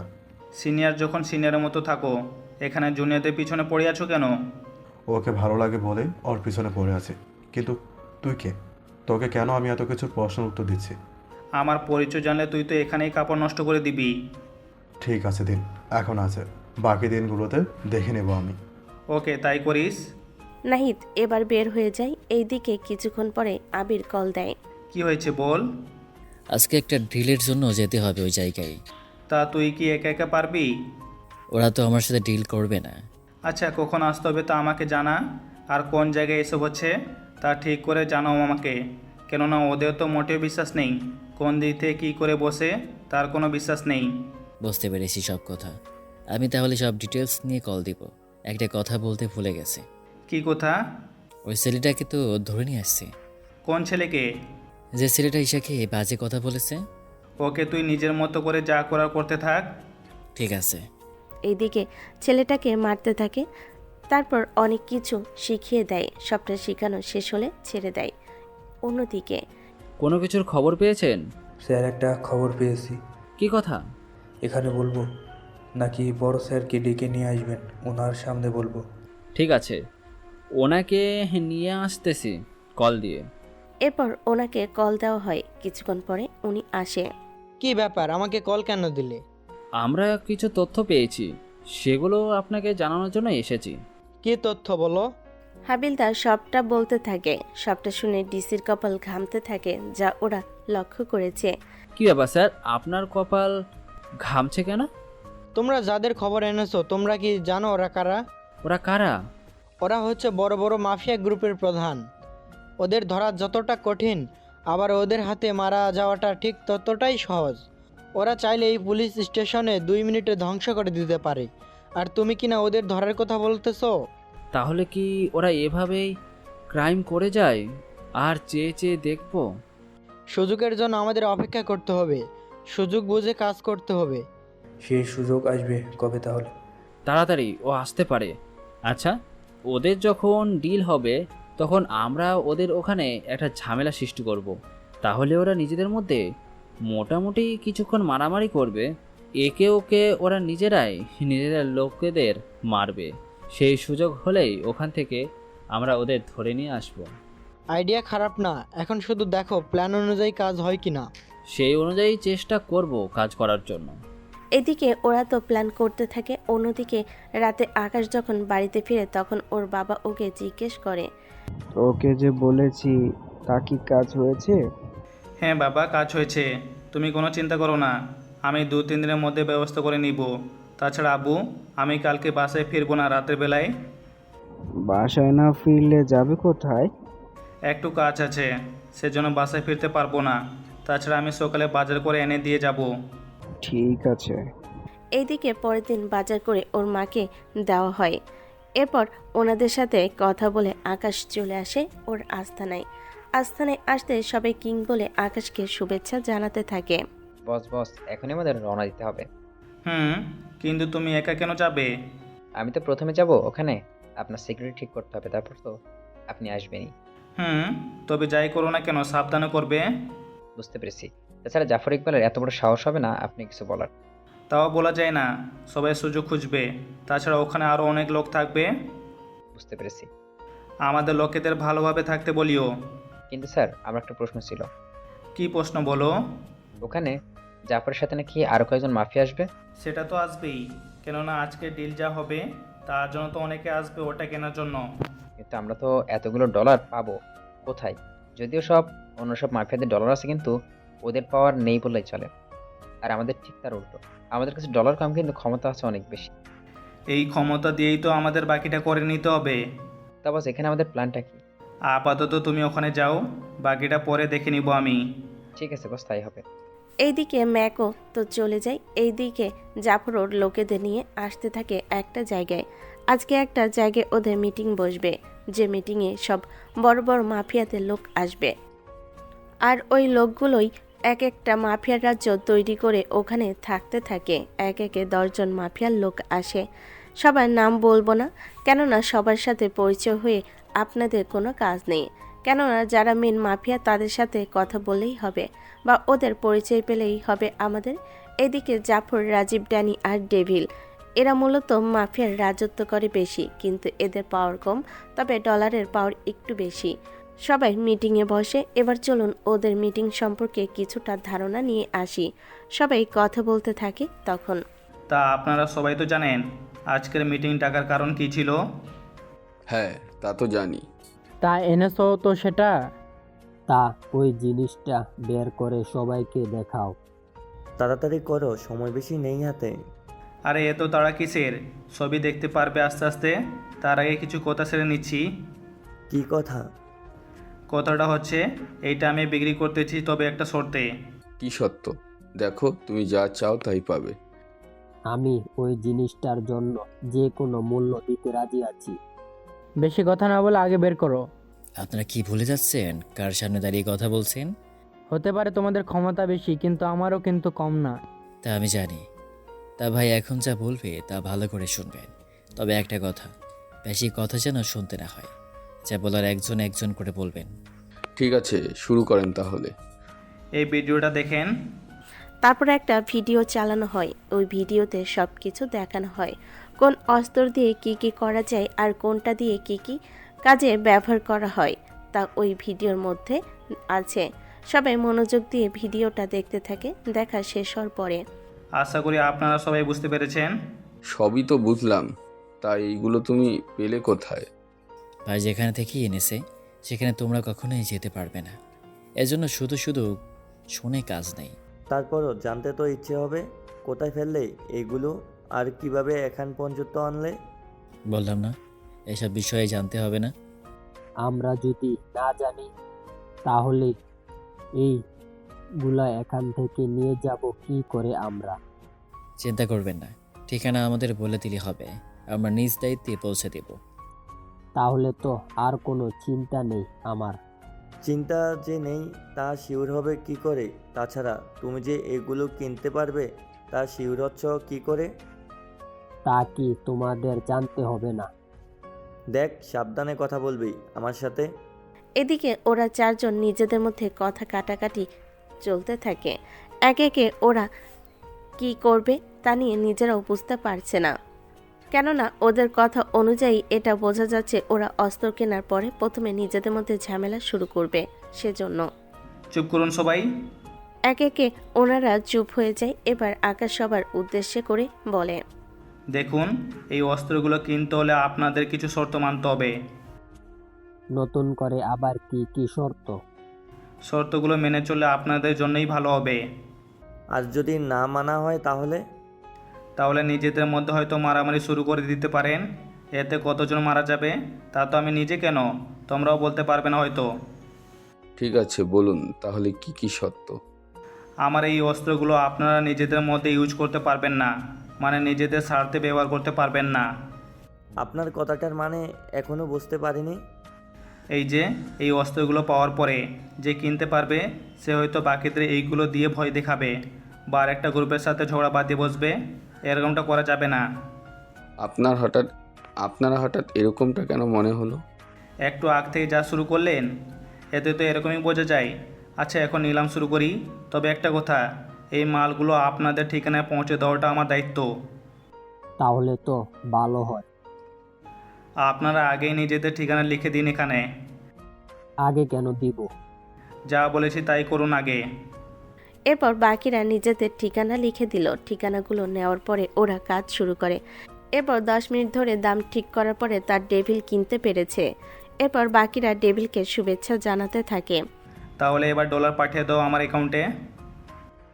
আর মালগুলো? মাল সব গাড়িতে রাখা আছে, তুমি শুধু ডলার পাঠিয়ে দিলে। মেঘ আর আবির ওরা দুজনে, আর আমার আরও কিছু সৈনিক যাবে গাড়ি নিয়ে। ওদের সাথে তোমার 1-2 জন সাথে থাকলে হবে। কিন্তু রাস্তায় পুলিশ থাকলে? বললাম না, তা নিয়ে তোমাদের ভাবতে হবে না। ঠিক আছে, ডলার পাঠানো শেষ। এবার তাহলে আমরা আসি। যাওয়ার আগে সবাইকে একটা কথা বলতে চাই। কি কথা? মিস্টার ডেভিল, আপনি কিন্তু এই অস্ত্রগুলো ওনাদের কারো বিপক্ষে চালাতে পারবেন না। যদি ওনাদের মধ্যে কারো বিপক্ষে চালাতে হয়, তখন আমার কাছ থেকে অনুমতি নিতে হবে। যদি অনুমতি না দেয় তখন কি হবে? এরকম সেম অস্ত্র আমার কাছে আরও আছে, যা দিয়ে আপনার মোকাবিলা করতে আমার 1 মিনিটও সময় লাগবে না। ঠিক আছে, আপনি যা বলবেন তাই হবে। আমি তাহলে চলি, মাল যেন ঠিকভাবে পৌঁছে যায়। ডেভিল তো চলে যায় আর ড্যানি, জাফর, রাজীব আসে আকাশের কাছে। বলছিলাম কি, আমাদের যদি কিছু অস্ত্র দিতেন তাহলে উপকার হতো অনেক। ঠিক আছে, এই রুমে যান, যার যেগুলো পছন্দ হয় ওইগুলো নিয়ে বাইরে আসুন। আমি দাম ঠিক করে দিব, সে দাম দিলেই হবে। সমস্যা নেই, আমরা তাই দিব। এরপর ওরা বাকি 3 জন রুমে গেল, যে যার মতো করে হাতিয়ার নিয়ে বের হতে। এরপর ওইগুলোর দাম ধরে ওদের কাছে বিক্রি করে দেয়। এতে মোটামুটি আকাশের কাছে এখন প্রায় 100 কোটি ডলার মজুদ আছে। ঠিক আছে, এবার তাহলে আপনারা আসতে পারেন। তা যাওয়ার আগে আরও একটা প্রশ্ন করার ছিল। নতুন করে আবার কি প্রশ্ন করবেন? আপনার চেহারাটা যদি একটু দেখাতেন। এই কথা প্রথমবার বলেছেন, দ্বিতীয়বার যদি বলেন তাহলে বাঁচিয়ে রাখবো না আমি। কথাটা মনে থাকে যেন। ঠিক আছে, আর করব না প্রশ্ন। এদিকে বাকিরা চলে যায়, অন্যদিকে আবির আর ম্যাক গাড়ি নিয়ে যেতে থাকে। তখন ওখানে থাকা কিছু পুলিশ ওদের গাড়িগুলো আটকায়। সবাই গাড়ি থেকে নামো, তোমাদের গাড়িগুলো চেক করা হবে। এবার কি হবে? পুলিশ তো এবার গাড়ি চেক করবে। কিছুই হবে না, আমরা এমনিতে 10 জনের মতো লোক আছি, আর ওরা তো মাত্র 5 জন। এত ভয় পেলে কি চলবে? আমার তো ভয় করতেছে। আরে সামান্য কিছু পুলিশ দেখে যদিও এত ভয় পাও, তাহলে তোমাদের নিয়ে ডেভিল কি করে নিজের কাজ চালায় সেটাই বুঝতে পারি না। কি করব, জানের ভয় তো সবারই থাকে। তাহলে এখন চুপ করে বসে থাকো। ঠিক আছে। এইদিকে হাবিলদার আরও কয়েকজনকে নিয়ে গাড়ি চেক করতে থাকে। একে একে 3টা গাড়িতেই ওরা অস্ত্র দেখতে পায় আর বাকিদের আসতে বলে। স্যার, প্রতিটা গাড়িতে অস্ত্র রাখা আছে। কি বলছিস তুই? তাহলে তো আজকে পকেট ভরে নিব, আর না হয় ওদের ধরে প্রমোশন করিয়ে নিব। স্যার, আমাদের দিকেও একটু দেখবেন। আগে চল ওদের সাথে কথা তো বলি। জি স্যার, বলুন। এরপর পুলিশ ইন্সপেক্টর আর হাবিলদার ওখানে আসে। ওই গাড়িতে করে কি নিয়ে যাচ্ছিস? কেন এতক্ষণ ধরে তল্লাশি করে তোরা কি কিছুই দেখতে পারিসনি যে নতুন করে আবার জিজ্ঞেস করতে হচ্ছে? তোর তো দেখছি সাহস অনেক বেশি। সাহসের দেখলেন কি মিস্টার? আচ্ছা যাক, গিয়ে তোদের সাথে কথা যা বলার জন্য এসেছি। যা বলার তাড়াতাড়ি বলুন, মালগুলো ডেলিভারি দিতে হবে। ডেলিভারি দেওয়ার আগে আমার পকেট গরম করে দে, তাহলে আমি তোদের যেতে দিব। তা কত দিতে হবে? বেশি না, 1 কোটি দিলেই হবে। এত কম ডলারে আপনার পকেট ভরে যাবে তো? চাবে, সেই জন্য বেশি কথা না বলে যা করতে বলছি তাড়াতাড়ি কর। এতগুলো ডলার তো ক্যাশ নেই এখন। ঠিক আছে, কাউকে দিয়ে আনিয়ে নে। ঠিক আছে, তাহলে অপেক্ষা করুন। এদিকে আবির পুলিশ অফিসারকে কথায় ব্যস্ত রাখে, অন্যদিকে বাকিরা বন্দুক নিয়ে নামে আর অফিসার হাবিলদারের মাথায় ধরে। স্যার, আমাদের বাঁচান। তোদের চিন্তা পরে কর, আগে আমাকে তো বাঁচা। নিজেকে বাঁচতে পারলে তো আপনাকে বাঁচানোর কথা চিন্তা করব। দেখ, তোদের কাছে 2টা অপশন আছে, হয় তোরা এখন এখান থেকে চলে যা, আর না হয় নিজেদের প্রাণ দিয়ে যা। বাকিটা এবার তোদের ইচ্ছা। ঠিক আছে, আমরা নিজেরা এখান থেকে চলে যাচ্ছি। এরপর ওরা তো ওখান থেকে চলে যায়। এইদিকে আবির আর ম্যাক গাড়ি নিয়ে গাড়িগুলো চালিয়ে চলে আসে। এদিকে পুলিশ অফিসার হেডকোয়ার্টারের কথাগুলো জানায়। ওনার কোনো অ্যাকশন নেওয়ার আগে আবির আর ম্যাক গাড়িগুলো নিয়ে ডেভিলের দেওয়ার ঠিকানায় চলে আসে। এই নিন আপনার মাল। তা কোনো অসুবিধা হয়নি তো? বাকিরা আপনার লোকদের কাছ থেকে শুনে নেবেন। আমরা তাহলে চলি এবার। ঠিক আছে। আবির মাল দিয়ে চলে আসে। এদিকে আকাশকে সবাই আন্ডারওয়ার্ল্ডের কিং হিসেবে চিনে সবাই, কিন্তু ওর চেহারা আজ পর্যন্ত কেউ দেখেনি। সবাই শুধু ওর নাম আর ভয়েসই শুনেছে। ভয়েস যাও শুনেছে তাও ফেক ভয়েস, ওর অরিজিনাল ভয়েস শুধুমাত্র আবির আর ম্যাক জানে। কিছুক্ষণ পরে বস, দিয়ে এসছি মালগুলো। কোনো অসুবিধা হয়নি তো? অসুবিধা তো হয়েছে, কিন্তু তা তো ট্যাকেল দিয়ে আসছি। জানি এরকম কিছু হবে, আর তোমরা যে সামলে আসতে পারবে সেটাও আমি জানি। সেজন্য আমি আর আসিনি তোমাদের সাথে। আচ্ছা, যা গিয়ে সেসব কথা। তোমাদের দুজনে অ্যাকাউন্টে আমি ডলার পাঠিয়ে দিয়েছি। বস, ডলারগুলো? তোমরা এমনিতে আমাকে অনেক সাহায্য করতেছো, সারাদিন পরিশ্রম করো, তোমাদের তো কিছু দেওয়াটা দরকার। বস, আপনার জন্য আজকে আমরা সবাই ভয় পাই। আপনার আশ্রয় আছি বলেই তো এখনো বেঁচে আছি। আচ্ছা, এইগুলো তোমরা নিজেদের কাজে ব্যবহার করো। আমি আপাতত এখন যাই, বাকিটা তোমরা সামনে রেখো। যেমনটা বলবেন। এদিকে আকাশ ওর বাসায় ফিরে আসে, তখন ঈশা আসে ওর কাছে। ভাইয়া, আমাকে কিছু জামা কিনে দিবি? এই নে $1000, এইগুলো দিয়ে যা যা দরকার কিনে নে। তুই এতগুলো ডলার পেলি কোথায়? তোকে এত কিছু জানতে হবে না। এদিকে রাতের বেলায় আকাশ আসে বাইরে, কেননা ওখানে রাস্তার ধারে বসে আছে। তখন ওখানে কিছু ছেলে এসে আকাশের সামনে এসে দাঁড়ায়। ওই, এত রাতে এখানে কেন? তা জেনে তোরা কি করবি? তা এখন আমাদের কিছু ডলার দে তো। আমি তো তোমাদের চিনি না, যাই না, তাহলে তোমাদের ডলার কেন দিব? তোকে এত কথা বলতে বলিনি। তোর কাছে যা আছে এখন সব কিছু আমাদের দিয়ে দে। আকাশ ওর কোমর থেকে পিস্তল বের করে, তখন ছেলে তো ভয়ে শেষ। আরে কি করছেন? আমরা তো মজা করছিলাম। ও তাই নাকি? তাহলে আমারও তো কিছুটা মজা করতে হয় তোদের সাথে। কি করবেন? তোরা সবে এখন কান ধরে উঠবি আর বসবি, এইটা হবে তোদের শাস্তি। ছেলেগুলো আকাশের কথা মতো কান ধরে উঠবস করতে থাকে। তখন ওখানে ইরা চলে আসে, গাড়ি নিয়ে ওদের এভাবে দেখে। কি হচ্ছে এখানে? তুমি কি কানা? চোখে কি দেখো না কি হচ্ছে এখানে? তোরা এতগুলো ছেলে ওকে ভয় পেয়ে এভাবে কান ধরে উঠবস করা কি ঠিক হচ্ছে? ওরা কি করবে না করবে তা আমি ঠিক করব। তুমি আপাতত এখান থেকে যাও, তোমাকে এখানে কেউ আসতে বলিনি। আমি কোথায় যাব না যাব তা তো তোমাকে জানতে হবে না। তা এখানে কেন এসেছো? আমি এখান দিয়ে যাচ্ছিলাম, ওদের দেখে থামলাম এখানে। তা একটা কথা বলার ছিল, সত্যি তো পাওয়ার আছে মানতে হবে, নয়তো ওদের মতো ছেলেকে তুই এভাবে কান ধরে উঠাতে পারতি না। যখন সবই জেনেছো তখন আর চুপ করে আছো কেন? অনেক কিছু তো বলতে ইচ্ছে করে, তবুও বলতে যে নাহি চাই এই প্রাণ। তাহলে ওই প্রাণে কি চাই? যাহা চাই তা তো দিতে পারবে না। তাহলে চুপ করে থাকো, আর তোমরা তাহলে যাও এখন। ছেলেগুলো তো চলে যায় ওখান থেকে। এইদিকে আকাশ আর ইরা হাঁটতে থাকে। তবে আকাশের চিন্তা না থাকলেও ইরা অনেক বেশি চিন্তা হচ্ছে, কেননা ওরা ছাড়া রাস্তায় আর কেউ নেই, রাস্তা পুরো খালি। দুজনেই কথা বলতে বলতে যাচ্ছে। তখনই তানু কল দেয়, তাই আমার বান্ধবী কল দিয়েছে, একটু কথা বলে নেই। ঠিক আছে, বলুন। এদিকে আবির আকাশকে কল দেয়, সেজন্য কথা বলতে থাকে। এইদিকে কথা বলতে বলতে দুজনেই দুদিকে হাঁটতে থাকে। তা ওরা খেয়াল করেনি, একটু পরে যখন গাড়ি এসে থামে তখন ওখান থেকে কিছু লোক নামে। তোরা এত রাতে এই রাস্তায় কি করছিস? বাসা থেকে বাবা মা আমাদের দুজনকে বের করে দিয়েছে, সেজন্য আমরা হাঁটতে বের হয়েছি। কিন্তু তোদের দুজনকে তো কোনো দিক দিয়ে ভাই বোন মনে তো হচ্ছে না। আরে আমরা তো ভাই বোন না। তাহলে ওই ছেলেটা যে বলল তোদের বাসা থেকে বার করে দিল? আরে ওর বাবা মা ওকে বের করে দিয়েছে, আর আমার বাবা মা আমাকে, আর আমরা দুজন হাঁটতে হাঁটতে এখানে এসে একত্রিত হই। তোরা দুজন আমাকে কি বলদ মনে করছিস? মনে করছিস আমি কিছুই বুঝি না? আপনাকে দেখে এমনিতে বলত মনে হচ্ছে, ইয়ার নতুন কি? বুঝছি তোদের সাথে কি করতে হবে। আপনাদের যা করার ওর সাথে করেন, কিন্তু আমাকে ছেড়ে দেন।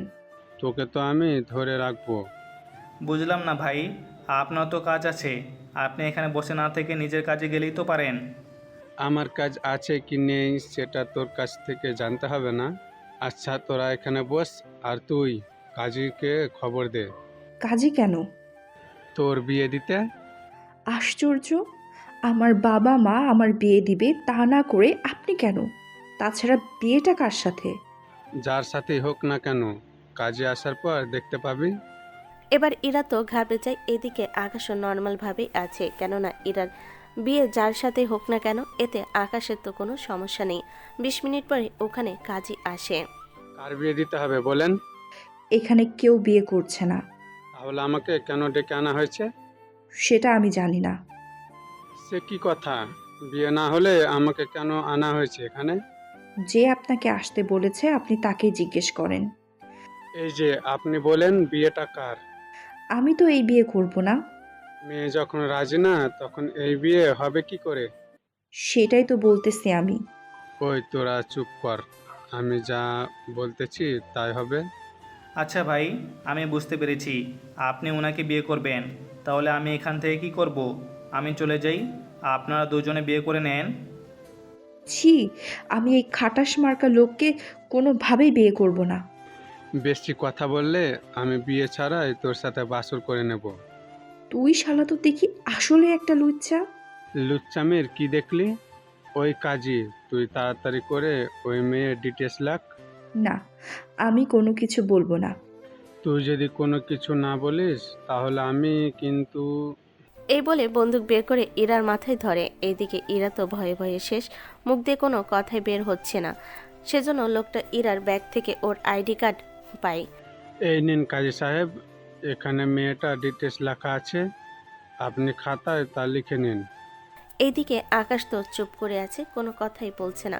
কেননা ইরা অনেক বেশি জ্বালাতো আকাশকে, আর তার উপর ইরার প্রতি আকাশের মোটেও কোনো ফিলিংস ছিল না, যার কারণে ইরাকে পছন্দ করবে। এদিকে কাজে সবটা লিখতে থাকে। বর কেউ? আর বরের নাম কি?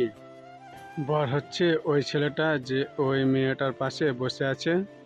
লোকটার কথাই ইরা যতটা না অবাক হয়, আকাশ তার চেয়ে বেশি অবাক হয়। কি বলছেন ভাই? এর মতো মেয়েকে বিয়ে করলে তো জীবনটা তেজপাতা বানিয়ে ফেলবে। তুই কি ভেবেছিস আমি তোকে বিয়ে করার জন্য এখানে বসে থাকবো? তোর মতো পেতনিকে কে বিয়ে করবে? দরকার হলে আমি ওনাকে বিয়ে করব, তাও তোকে আমি বিয়ে করব না। তাহলে তো বেঁচেই গেলাম ভাই। তাহলে আপনি ওনাকে বিয়ে করেন আর আমাকে ছেড়ে দিন। চুপ কর তোরা, আমি যা বলছি তাই হবে। তোদের দুজনের বিয়ে আমি এইখানেই দেব। এরা তো সাইন করবে না, পরে লোকটা ভয় দেখিয়ে সাইন করিয়ে নেয়। এইদিকে আকাশকেও সেমভাবে জোর করে সাইন করায়। আজ তোমরা স্বামী স্ত্রী, এবার আমার হাতিয়ে দিয়ে দাও, আমাকে তো যেতে হবে। যে বিয়েতে আমার মতই ছিল না সে বিয়েতে আমি কেন ডলার দিব? তা বাবা, তুমি তো দিতে পারো। কত দিতে হবে বলেন? তাছাড়া আপনার তো কোনো দোষ নেই, শুধু শুধু আপনার এখানে আটকে রাখা ঠিক হবে না। সত্যি বাবা, তুমি অনেক ভালো ছেলে, কিন্তু যাকে বিয়ে করেছো জানে না তুমি কতদিন আর সুখে থাকবে। ওই পেতনিকে বিয়ে করে আমার জীবনটা যে শেষ হয়ে গেল। তোকে বিয়ে করে মনে হচ্ছে আমার জীবনটাই সার্থক হয়েছে। আমার মতো ছেলেকে পেয়েছো, এটাই তো তোমার সাত কপালের ভাগ্য। এইদিকে লোকটার ছবিগুলো আকাশ আর ইরাকে পাঠিয়ে দেয়। তার সাথে বিয়ের সব কাগজপত্র ওদের দিয়ে দেয় এবং কাজীর কাছে বাকি কাগজ রেখে দেয়। এদিকে কাজী আর ওই লোকটা তো চলে যায়, তা আকাশ আর ইরা দুজনেই খেয়াল করেনি। ওরা তো ঝগড়া করেই চলেছে একটু পরে। দেখুন, আমি আপনাকে যেহেতু বউ হিসেবে মানি না, সেহেতু আমি আপনাকে আমার বাসায় নিব না। এমন ভাব ধরতেছো মনে হয় আমি তোমার বাসায় যাওয়ার জন্য উঠে পড়ে লেগেছি। সেটাই তো মনে হচ্ছে। এখন আপনি আপনার বাসায় যান, আমি আমার বাসায় যাব। বাবা মাকে কি করে মুখ দেখাবো আল্লাহ জানে। আমার জীবনটা যে শেষ হয়ে গেল। আমাদের যে বিয়েটা হয়েছে এটা যেন ভার্সিটিতে কেউ না জানে। আমি কি পাগল নাকি যে নিজের সর্বনাশের কথা বলে বেড়াবো? সেটুকু মনে থাকলেই হবে। এরপর ওরা নিজেদের মতো করে বাসায় ফিরে যায়। রাত হওয়াতেও আকাশকে ওর বাবা মা তেমন কিছু বলেনি, কিন্তু ইরা বাড়িতে ফিরতে ওর মা তো অনেক কথা শোনাতে থাকে, যা ইরার কাছে তেমন কিছুই না। কেননা এরকম কথা ইরা প্রায় শুনে থাকে ওর বাবা মার কাছ থেকে। পরের দিন। তোমাদের সাথে আমার কিছু কথা আছে। কি কথা? আমরা এই বাড়িটা ছেড়ে দিয়ে অন্য বাড়িতে উঠে যাই, চলো। কিন্তু এতগুলো ডলার? তা নিয়ে চিন্তা করতে হবে না, আমি তোমাদের জন্য একটা বাড়ি বানিয়েছি। তোমরা রাজি থাকলে আমি তোমাদের নিয়ে এক সপ্তাহের মতো ওই বাড়িতে উঠে যাব। কিন্তু তুই এতগুলো ডলার পেলি কোথা থেকে? 1 বছর আগে আমি একটা লটারি পাই, ওখান থেকে ম্যানেজ করেছি বাকিটা। আচ্ছা ভাইয়া, এই বাড়িটা কি আমাদের ওই বাড়ির মতো নাকি আরো বড়? আরও অনেক বড়। তোমরা তাহলে সবটা গুছিয়ে নাও, আমি তোমাদের নিয়ে তারপর ওই বাড়িতে যাব। ঠিক আছে, আমি তাহলে সবটা গুছিয়ে রাখতেছি। এইদিকে ওনারা তো নিজেদের কাজ করতে থাকে। এইদিকে আকাশও বাড়িতে আসে আর বাকি সবটা ঠিক করে নেয়। এইদিকে আবিরকে কল দেয়। কোথায় তুই? আমি তো একটা মিটিংয়ে যাচ্ছি। কার সাথে? জাফর ইকবালের সাথে। ওনার সাথে আবার কিসের মিটিং? তাছাড়া তোর সাথে কে কে আছে? আর আর কোন ঠিকানায় যাচ্ছিস তুই? আবির তো ঠিকানা বলে দেয়, কিন্তু কে কে আছে আর কেন যাচ্ছে তা বলার আগেই আবিরের মোবাইলের নেটওয়ার্ক বন্ধ হয়ে যায়। এরপর আকাশ ম্যাককে কল করে, কিন্তু ওর মোবাইলটা বন্ধ বলতেছে। সেজন্য আকাশ ওখান থেকে আবির যে ঠিকানা বলেছিল সে ঠিকানায় যেতে থাকে। অন্যদিকে আবিরও ওখানে চলে আসে। আসুন আবির সাহেব, আসতে কোনো অসুবিধা হয়নি তো? তেমন কোনো অসুবিধা হয়নি। এখানে বসুন, আপনার সাথে তাহলে বাকি কথা বলে ফেলি। কলে না বলে এভাবে ডেকে এনেছেন, ব্যাপারটা কি বেশি জটিল নাকি? সেই রকমই কিছু। ঠিক আছে, বলুন কি কথা। আমার কিছু অস্ত্র লাগবে। তাহলে আমাদের আস্তানায় চলে আসুন, মালের স্যাম্পল দেখে নেবেন, এরপর কোনটা কোনটা লাগবে তা আমাদের বলে দিলেই হবে। কিন্তু সমস্যা তো ওখানেই। কীরকম? আপনার বস মানে কিং সাহেব তো অস্ত্র দেবে না আমাকে। উনি কেন দিবে না? জাফর এবার আবিরকে সবটা বলতে থাকে। সবটা শোনার পর আবির মোটামুটি সবটা বুঝতে পারে। তাহলে বুঝতেই তো পারছেন কেন আপনাকে ডেকে আনা। দেখুন, যেখানে উনি নিজের মানা করে দিয়েছে সেখানে আমার তো কিছু বলার নেই। আর না থাকলেও কিছু একটা তো বাইরে করতে হবে আপনাকে। এভাবে যদি চুপ করে থাকেন তাহলে তো আপনার পাওয়ার আর থাকবে না। কি বলতে চাইছেন আর বোঝাতে চাইছেন তা একটু স্পষ্টভাবে বলুন তো। আপনি আমার সাথে হাত মিলান, এতে আমার লাভ। আমি তাহলে আপনাকে কিংয়ের জায়গায় বসিয়ে দিব। তারপর আপনি শুধু আমাকে সব মাল দিবেন আর আমি বাকিদের উপরে রাজ করব। আপনার আইডিয়া খারাপ না, তবে আমি এই কাজে আপনাকে কোনোভাবে সাহায্য করব না, কারণ আমি আপনার মতো বেঈমান না। আমার কথা না শুনলে কি হতে পারে তা কি জানেন? ও তাই নাকি? আমাকে ভয় দেখাচ্ছেন নাকি? ভয় আমি দেখাই না একেবারে। একেবারে কি? জাফর বাকিটা বলার আগেই ওখানে আকাশ চলে আসে, তবে মুখে মাস্ক পরা, যার কারণে জাফর আর আবির তো চিনেই, যদিও জাফর আজ পর্যন্ত আকাশকে দেখেনি। কি হয়েছে আবির? তেমন কিছুই না। এখানকার কথাবার্তা শুনে তো তা মনে হচ্ছে না। গাড়িতে যেতে যেতে বলবো। খারাপ কিছু নয় তো? দেখো, এরকম কিছু হয়ে থাকলে জানো আমাকে, আমি ওদের সবাইকে এখানে মেরে রেখে দিব। না, তেমন কিছু হয়নি। ঠিক আছে, চলো তাহলে। এবার আবিরকে নিয়ে বেরিয়ে পড়ে ওখান থেকে রাস্তায়। তুমি একা একা কেন আসতে গেলে? আমাকে আসতে বলেছে, কিছু গুরুত্বপূর্ণ কথা বলবে বলে, সেজন্য আমার এখানে আসা। এভাবে একা একা কিন্তু আসা যাবে না এখানে। ওরা কিন্তু সুযোগ খুঁজতে থাকবে, সুযোগ পেলে ওরা ক্ষতি করতে চাইবে। আমাদের ক্ষতি করার আগে ওরা নিজেরা 100 বার ভাববে। আচ্ছা, কি কথা বলার জন্য এনেছিল তোমাকে? এরপর আবির সবটা বলে। সবটা শুনে আপনাদের আর কাজ নেই, কেননা আপনারা তো এবার একবার শুনেছেন, সেজন্য দ্বিতীয়বার আর বললাম না। কথাগুলো আমাকে আগে বলে তো আমি ওদের ওখানেই শেষ করে দিতাম। থাক সেসব কথা।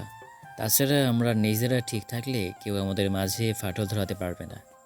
সেটা আমি জানি। আচ্ছা, আমি বাবা মাকে নিয়ে আমার নতুন বাড়িতে উঠে যাব। তুই কালকে আসিস আমার সাথে। আমি এসে কি করব? ফার্নিচার আর বাকিটা গুছাতে তো আমাকে সাহায্য করতে হবে। আমাদের কিছু লোক নিয়ে যাও তাহলে। ওদের দেখলে বাবা মা এমনিতে সন্দেহ করবে, তার উপর ভদ্রভাবে তো ওরা কথা বলতে পারে না ঠিক মতো করে। সবে বুঝলাম, তাহলে আমি চলে আসবো সকালের দিকে। ঠিক আছে, তুই তাহলে এখন যা, আমি কল দিলে চলে আসিস সকালে। পরের দিন সকালে কল দিলে আবির আসার সময় একটা ট্রাক সাথে করে আনে, কেননা আসবাবপত্র সবকিছু এটাতে করে নিয়ে যাবে সেজন্য। এতক্ষণ লাগলো আসতে তোর? কি করব, ট্র্যাক ম্যানেজ করতে করতে তো সময় পার হয়ে গেল। আচ্ছা, পরিচয় করে দেই। এরপর আবিরকে বাকিদের সাথে পরিচয় করিয়ে দেয়, কিন্তু ঈশা তখন ছিল না ওখানে, কেননা ঈশা তো নিজের যাবতীয় যা কিছু আছে তা গুছাতেই ব্যস্ত। এইদিকে আবির উপরে যায়, কিন্তু ভুল করে ঈশার রুমে ঢুকে পড়ে। এইদিকে ঈশা বের হবে, সাথে সাথে আবিরের সাথে ধাক্কা লেগে দুজনেই নিচে পড়ে যায়, আলাদা আলাদাভাবে নিচে পড়ে। সরি, আমি আপনাকে দেখতে পাইনি।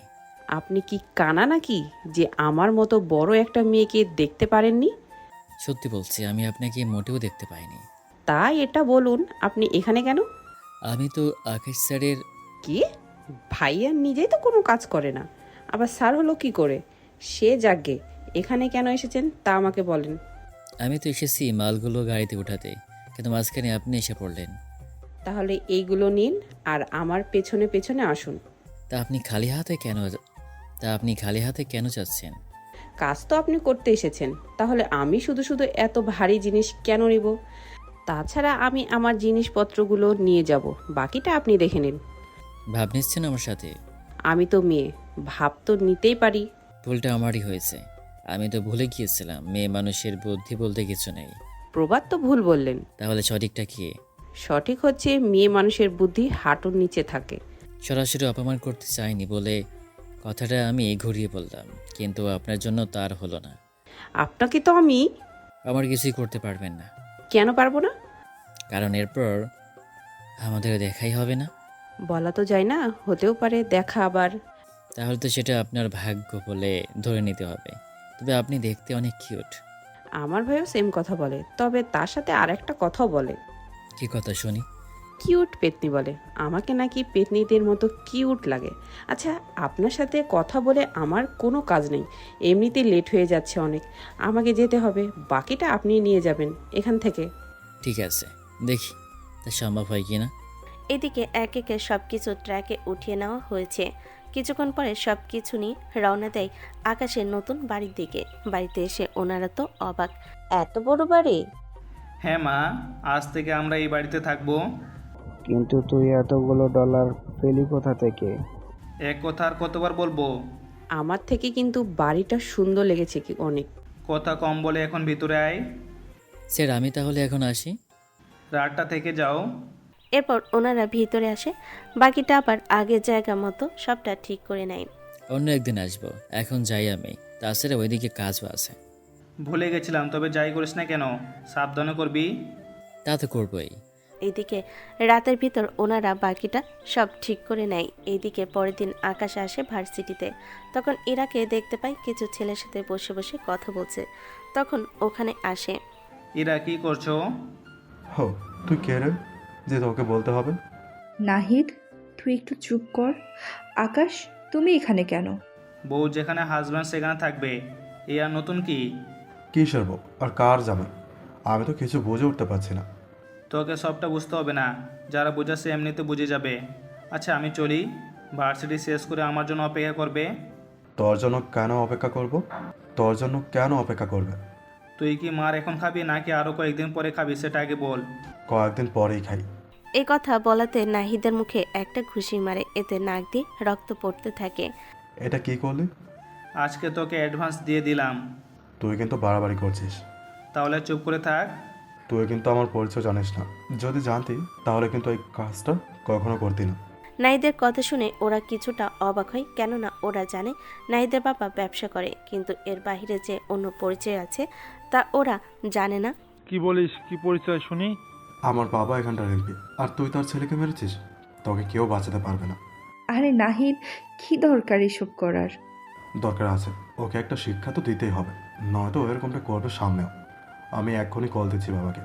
এইদিকে কল দেয় ওর বাবাকে আর কথা বলতে থাকে। অন্যদিকে আকাশ, দরকার কি ছিল এসব করার? তুমি এত ভয় কেন পাচ্ছ?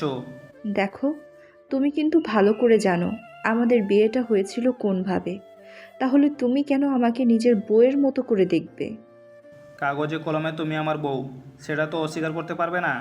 এখন তো ওর বাবা লোক পাঠাবে। তোমার টেনশন হচ্ছে কি আমাকে নিয়ে? কিছুটা তো হচ্ছে, যদিও তোমাকে হাজবেন্ড হিসেবে মানি না। তবুও তুমি মারা গেলে তো আমাকে শোক পালন করতে হবে। তাহলে ওই নিয়ে টেনশন? তুমি যাও এখান থেকে।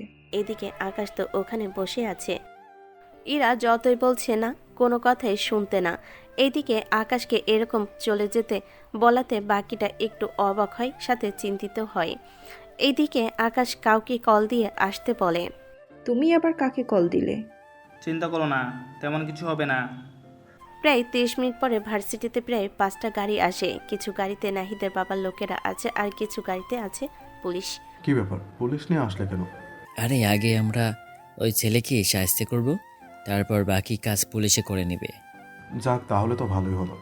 জি স্যার, এখন বলুন কি কি করতে হবে? ওই ছেলেটার একটা হাত ভেঙে দাও এখন। ঠিক আছে বস, তাই হবে।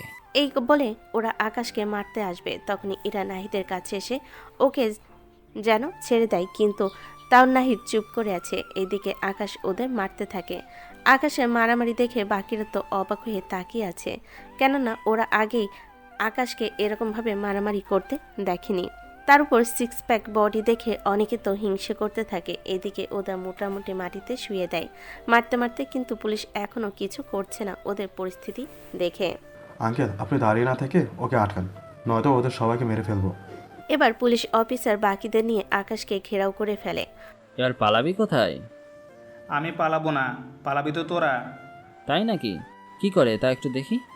তোর বুকের দিকে তাকা, এখানে 3টা ডট আছে। আমার ইশারায় এখানে গুলি চলতে 1 সেকেন্ডও লাগবে না সময়। আগে সবটা বলে রেখেছে, কেননা হয়তো বিপদ তো বাড়তই।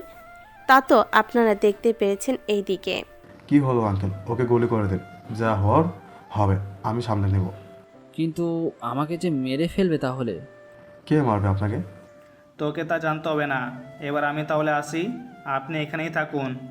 এই বলে আকাশ ওখান থেকে আসতে যাবে, তখন নাহিদ গুলি করে আর ভুলবশত গুলি ওদের শরীরে লাগেনি, কেননা আকাশ ইরাকে নিয়ে ওখান থেকে সরে যায়। কি ব্যাপার, তুই তোর সাথে ইরাকে কেন বারবার টেনে নিয়ে যাচ্ছিস? তা কি তোকে বলতে হবে? বলতে তো হবে। এই বলে আবারও গুলি করে, তবে এবার ইরা বাঁচাতে সে আকাশের হাতে গুলিটা লাগে। এতে রক্ত পড়তে থাকে, সেজন্য ওর ওড়না দিয়ে আকাশের হাত বেঁধে দেয়। নাহিদ, কি হচ্ছে এসব? তুই আমাকে গুলি করতে চেয়েছিস? বিশ্বাস কর, আমি তোকে মজাও গুলি করতে চাইনি। তুই আরও যেভাবে এক এক পাশে যাচ্ছিস, আমি তো হিসাব করে গুলি করেছি। তাও কি থেকে কি হয়ে গেল বুঝতে পারিনি। সত্যি আমি তোকে গুলি করতে চাইনি। তুই কি এখন সরবি এখান থেকে?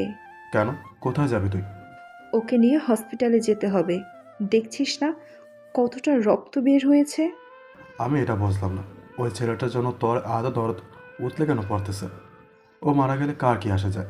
কথাটা শুনে ইরা আকাশকে ধরে নাহিদের কাছে এসে ওকে 2টা থাপ্পড় দেয়। এতে নাহিদ সহ বাকিরা অবাক হয়ে যায়। তুই আমাকে মারলি? মেরেছি। আর একটা কথা বলবি, আমার চেয়ে খারাপ আর কেউ হবে না।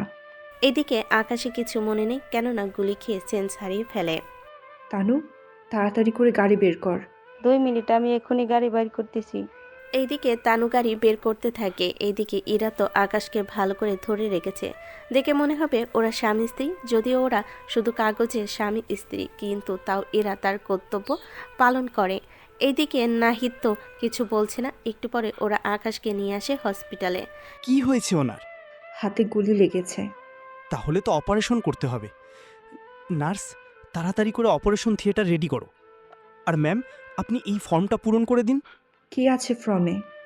বাকিটা এসে বলবো, এখন আপাতত আমি অপারেশন করে আসতেছি।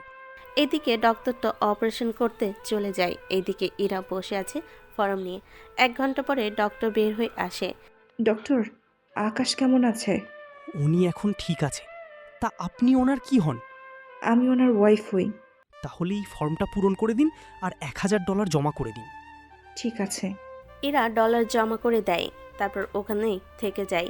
একটু পরে তানু আসে ওর কাছে। এরা এত ভেঙে পড়ছিস কেন? তাছাড়া ও তোকে বাঁচাতে গিয়ে গুলি খাইছে, তাই বলে তুই এরকম করবি? ও তুই বুঝবি না। তুই তাহলে বাসায় যা এখন। আর তুই কি করবি? আমি কিছুক্ষণ পরে ওকে বাসায় দিয়ে তারপর আমি নিজেও বাসায় চলে যাব। তাছাড়া নাহিদ এরকমটা করলো কেন সেটাই তো বুঝতেছি না। নাইদের সাথে কথা বাদ দে, তুই অন্য ছেলের সাথে কথা বললে আকাশ এরকম রিয়াক্ট করলে কেন সেটাই তো বুঝি নাই আমি। তোর এত কিছু ভাবতে হবে না, তুই যা তো এখন। এমনিতে মাথা ব্যথা, তার উপর তুই বক বক করে মাথা আরও ব্যথা বাড়িয়ে দিলি। ঠিক আছে, যাচ্ছি আমি, তবে সাবধানে থাকি। এদিকে তানু যাওয়ার পরে সন্ধ্যার দিকে আকাশে জ্ঞান ফিরে। তখন সামনে তাকিয়ে দেখে ইরা পাশে বসে আছে। কি ব্যাপার, তুমি যাওনি এখনো? এখানে তো তোমার কেউ নেই, তার উপর তোমার জ্ঞান ফেরার জন্য অপেক্ষা করছিলাম আমি।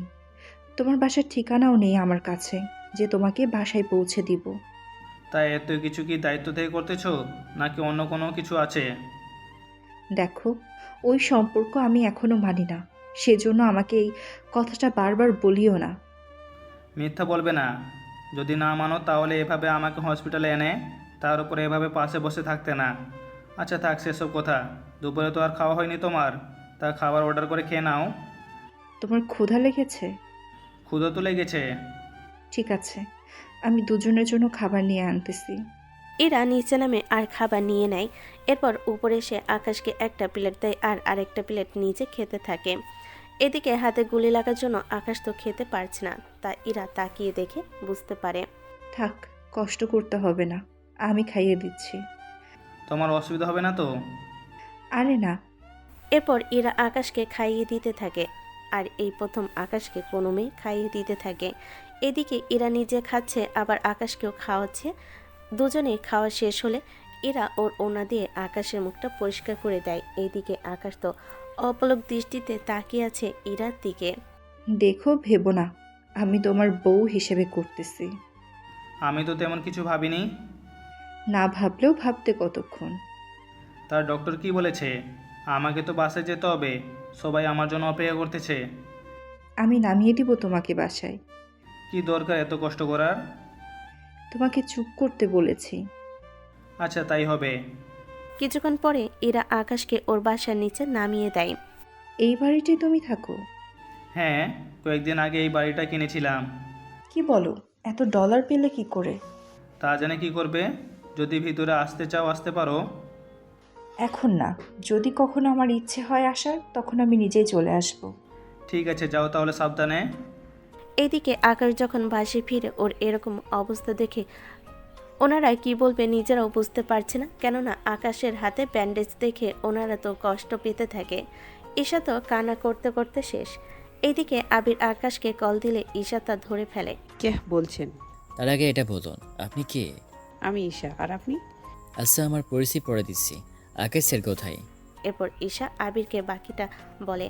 বাকিটা শুনে আবির তো চলে আসে আকাশের বাসায়। আকাশের বাসায় সবাই এখন আবিরকে চিনে, সেজন্য কেউ কিছু বলছে না। আবির আকাশের রুমে এসে দেখে আকাশ বসে আছে, সেজন্য ওর পাশে বসে। স্যার, কি করে হলো এইসব? এরপর আকাশ সবই বলে আবিরকে। আপনি তাহলে রেস্ট নিন, আমি ওই নাহিদের বাচ্চাকে দেখতেছি। কত বড় সাহস আপনাকে গুলি করে। এখন কোনো কিছু করার দরকার নেই। তাহলে এখন কি করব? চুপ করে বসে থাকবো নাকি? ও কি জানে ও কার গায়ে হাত দিয়েছে? ওকে তো দুনিয়া থেকে সরিয়ে দিতে হবে। নাইদের বাবার সাথে কথা বল। ঠিক আছে, আমি তাহলে এই কথা বলে নিচ্ছি। তবে ও যে এইগুলো করেছে তা বলার কোনো দরকার নেই। তাহলে কি বলবো? কাছে বলতেছি। এরপর আবির কাছে আসলে আকাশ ওকে সবটা বুঝিয়ে বলে। সবটা বলার পরে, বুঝতে পেরেছি, চিন্তা করবি না, আমি সবটা করে দেব। আরও কিছুক্ষণ থেকে আবির চলে যায় ওখান থেকে। এদিকে বিকালের দিকে ইরা আবারও আসে ওখানে। ইরা আসতে বাকিরা একটু বেশি অবাক হয় সেজন্য। আরে, তুমি কখন এলে? এই তো আন্টি, এখনই। তা আসতে কোনো অসুবিধা হয়নি তো? না আন্টি, তা আকাশ এখন কেমন আছে? ও তো রুমে ঘুমাচ্ছে। তাহলে আমি যাই এখন। আরে এসেছো যখন, কিছু খেয়ে তারপর না হয় যেও।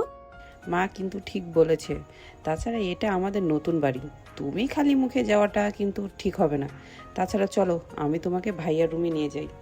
ঠিক আছে, চলো তাহলে।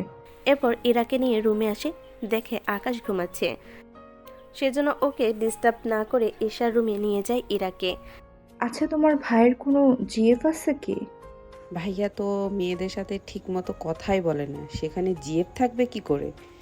কি বলো, সত্যি বলছো তো? কিন্তু তুমি এসব জেনে কি করবে? এমনিতেই জিজ্ঞেস করলাম। আচ্ছা তুমি বসো, আমি তোমার জন্য নাস্তা নিয়ে আসছি। এইদিকে ঈশা তো নিচে আসে। এইদিকে ইরা ততক্ষণে চলে আসে আকাশের রুমে, এসে পাশে বসে থাকে। ঠিক তখনই আকাশ ঘুমের ঘরে ইরাকে টেনে নিজের কাছে নিয়ে জড়িয়ে ধরে রাখে। এতে তো ইরা পুরাই অবাক হয়, কেননা ওকে যে এভাবে জড়িয়ে ধরবে তা ও বুঝতে পারেনি। 10 মিনিট পরে ইরাকে ছেড়ে দেয়, কিন্তু ততক্ষণে ইরার অবস্থা তো পুরোই শেষ। যদিও এতে ইরার মধ্যে একটা ভালো লাগা কাজ করছিল। আকাশ ওকে ছেড়ে দিতে তাড়াতাড়ি করে চলে আসে ঈশার রুমে। এসে বসতেই ঈশা ওর নাস্তা নিয়ে চলে আসে। এ নাও নাস্তা। যদি আমার থেকে বয়সে বড়, তাও আমি তুমি করে বলতেছি, এতে মাইন্ড করো না। আমি কিছু মনে করিনি। আসো দুজনে তাহলে খেয়ে নিই, ততক্ষণে ভাইয়া ঘুমেও ভেঙে যাবে। এরপর ওরা গল্প করে আর খেতে থাকে। এভাবে 1 ঘন্টা হয়ে যায়। এরাও ব্যাপারে অনেক কিছু বলতে থাকে, আর ঈশা ওর ব্যাপারে, আকাশের ব্যাপারে অনেক কথাই বলে। এইদিকে রাত তখন 8টা। আকাশের ঘুম ভেঙে যায়, ঈশাকে কল দেয়। তখন ঈশা বুঝতে পারে ওর ভাইয়ের ঘুম ভেঙেছে, সেজন্য ওর ভাইয়ের কাছে আসে। কি হয়েছে ভাইয়া? আমার জন্য নাস্তা নিয়ে আয়। তুই বস, আমি আনতেছি। এদিকে একটু পরে ইরা আসে ওই রুমে। ইরাকে দেখে আকাশ তো অবাক হয়। এ কি, আপনি কখন এলেন?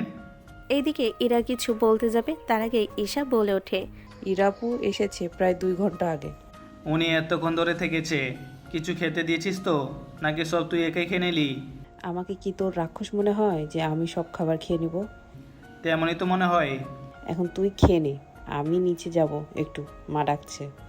ঠিক আছে, যা তাহলে।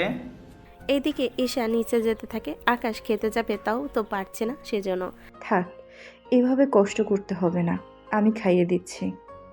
যখন তুমি থাকবে না তখন? এই যে, আমি এখানে প্রতিদিন খাইয়ে দিতে আসবো না, এমনিতে মাঝে মাঝে দেখতে আসবো। এর ভিতরে যতটুকু সাহায্য করা যায় ততটুকু করব। বুঝতে পেরেছি। বুঝতে পারলেই ভালো। এদিকে আকাশের খাইয়ে দিতে থাকে। খাওয়ানো শেষ হলে আমি তাহলে যাই, সাবধানে নিজের খেয়াল রেখো। রাখবো। ইরা এরপর নিচে নামে। যদিও আকাশের মা আর বোন অনেকবার বলেছে রাতটা থাকার জন্য, কিন্তু ইরার মা টেনশন করবে বলে ইরা চলে যায়। পরের দিন সকালে আবির আসে নাহিদের বাবার কাছে, কিন্তু এসে আবির নিজে অবাক হয়, কেননা নাহিদের বাবা হচ্ছে ডেভিল। কে আপনি? আর আমার কাছে কি চাই?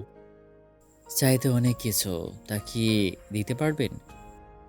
মানে ঠিক বুঝলাম না। আপনার ছেলে ভার্সিটিতে এসে কি কি করে তা কি জানেন আপনি? ওহ, তো আমার ছেলে একটু আধটু তো করবেই, এতে কি আর এমন যায় এসে যায়? যদি ছেলেই না থাকে? মানে কি বলতে চাও? মানে বলতে এসেছি, আপনার ছেলে ভার্সিটিতে যা যা করে বেড়াই একটু খেয়াল রাখবেন, নয়তো একদিন দেখবেন আপনার ছেলের লাশ পড়ে আছে ভার্সিটির মাঠে, আর না হয় আপনার বাসার সামনে। তোর সাহস কি করে হয় আমার ছেলেকে নিয়ে এসব কথা বলার? চিৎকার শুনে বাকিরা তো ভয় পায়, আবার অনেকে ওখান থেকে দূরে সরে যায়। আপনার এই ভয় আমাকে দেখাবেন না। আপনার একটা মাত্র ছেলে, যদি কিছু হয়ে যায় তাহলে তো আপনাকে আফসোস করে কাটিয়ে দিতে হবে। আমি এমপি হলেও আমার কিন্তু আরো কয়েকটা পরিচয় আছে। আমি সবই জানি, চালিয়ে আপনাকে আমি 1 ঘন্টার মধ্যে জেলের ভাত খাওয়াতে পারি, কিন্তু তাও সাবধান করলাম। তুই একজন এমপিকে জেলের ভয় দেখাস? তুই যত বড় অফিসার হও না কেন, আমার কাছে তুমি এখনো শিশু বাচ্চা। ওহ, তাই নাকি? তাহলে আরও কিছু কথা বলে যাই আজকে। তোর ছেলে যদি এরপর ভার্সিটিতে আর কোনো খারাপ কিছু করার চেষ্টা করে, তাহলে আমি ওকে শেষ করে দিব। কথাটা মাথায় রাখবেন। আজকে তাহলে চলি, এর পরের বারে কিন্তু আর বলার জন্য আসবো না, সরাসরি মেরে ফেলে লাশ নিয়ে তারপরে আসবো। ডেভিল কিছু বলার আগেই আবির ওখান থেকে চলে যায়। এইদিকে আবির কিছুক্ষণ পরে আকাশকে কল দিয়ে সবটা বলতে থাকে। সবটা শুনে আমি 2 দিন পর ভার্সিটিতে যাব, তাহলে আমার সাথে মেঘজনও থাকে, আর তুমি বাকি কাজগুলো দেখবে। এরকম অবস্থায় কি ভার্সিটিতে যাওয়াটা কি বেশি জরুরি? সেরকমই, আমি যা বলেছি তাই যেন হয়। ঠিক আছে, তাই হবে। এইদিকে আকাশ 2 দিন পরে ভার্সিটিতে আসে, তবে আকাশের থেকে দূরে মেঘ দাঁড়িয়ে থাকে। এক কথায় আকাশের ইশারায় মেঘ চলাচল করে। কিছুক্ষণ পরে আকাশকে দেখে ইরা আসে ওর কাছে, তাই মেঘকে ইশারা করে একটু দূরে যেতে বলে। কি ব্যাপার, হাতের এরকম অবস্থা, আর তুমি ভার্সিটিতে আসলে কেন? সামনে তো পরীক্ষা, ক্লাস না করলে পরে তো লস হয়ে যাবে। আমি তো আছি, নোট লাগলে দিয়ে দিতাম। আমার জন্য কি দরকার এত কষ্ট করার? সেটাই তো ভুলে যাচ্ছি আমি, কেন কষ্ট করতেছি। তবে এতটুকু সত্যি, তোমার ক্ষতি হলে মনের মধ্যে একটু খারাপ লাগে, মন চায় তখনই তোমাকে জড়িয়ে ধরি। তা জড়িয়ে ধরতে পারো, আমি কিছু মনে করব না। বলেছি বলে ফায়দা তুলতেছ নাকি?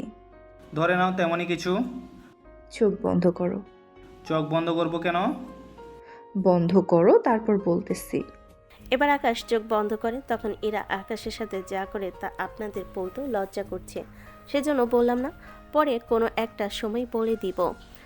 এইদিকে আকাশের হাসি দেখে ইরা তো লজ্জা পেয়ে চলে যায় ওখান থেকে ক্লাসে। এইদিকে ক্লাসে যেতে নাহিদ আবার আকাশের কাছে আসে। অল্পের জন্য তো বেঁচে গেলে, তবে গুলিটা আমি তোকেই করেছিলাম, কিন্তু কি করে তখন ইরা সামনে চলে আসে তা বুঝতে পারিনি। কিন্তু তুই একটা দিক ভালো করেছিস, ইরাকে বাঁচিয়ে গুলিটা নিজের হাতে নিয়েছিস। আচ্ছা শুন, তুই এখনও জীবিত কেন আছিস তা কি জানিস? শুনি, কী কারণে? বলি না, গুলিটা তুই আমাকে করেছিস। যদি মুখ দিয়ে বের করতি ইরের উপরে গুলি চালিয়েছিস, তাহলে আমি তোকে আজকেই শেষ করে দিতাম। তুই কি ভেবেছিস আমি তোর কথা ভয় পেয়েছি? ও তাই, তাহলে আজকে তোকে একটা ডেমো দেখাবো। যেমন কি দেখবি? তা তুই দেখতে পারবি। ঠিক আছে, আমি তাহলে অপেক্ষায় থাকলাম। এদিকে ইরা এসে আকাশের পাশে বসে। তখন নাহিদ দাঁড়িয়েছিল। কি ব্যাপার এরা, তুমি ওর পাশে বসছো কেন? আমি কার পাশে বসবো কার পাশে বসবো না তা কি তোর থেকে এখন শুনতে হবে? তুই এভাবে কথা বলছিস কেন? দেখ নাহিদ, তুই যা করেছিস তা ক্ষমার যোগ্য না। এখন কি তুই আমাকে কথা শোনাবি নাকি? তোর রাগ আমাকে দেখাবি না। দেখালে কি করবি তুই? দেখ নাহিদ, এর জন্য তোকে।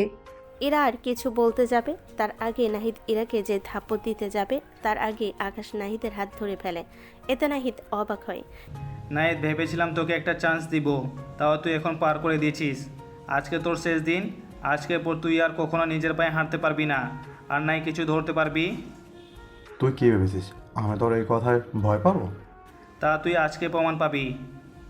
ঠিক আছে, আমি তাহলে অপেক্ষায় থাকলাম। এদিকে আকাশ ইরাকে নিয়ে উঠতে যাবে, তখন নাহিদ বাধা দেওয়ার আগে ম্যাক এসে নাহিদের হাত ধরে ফেলে। তুই কে?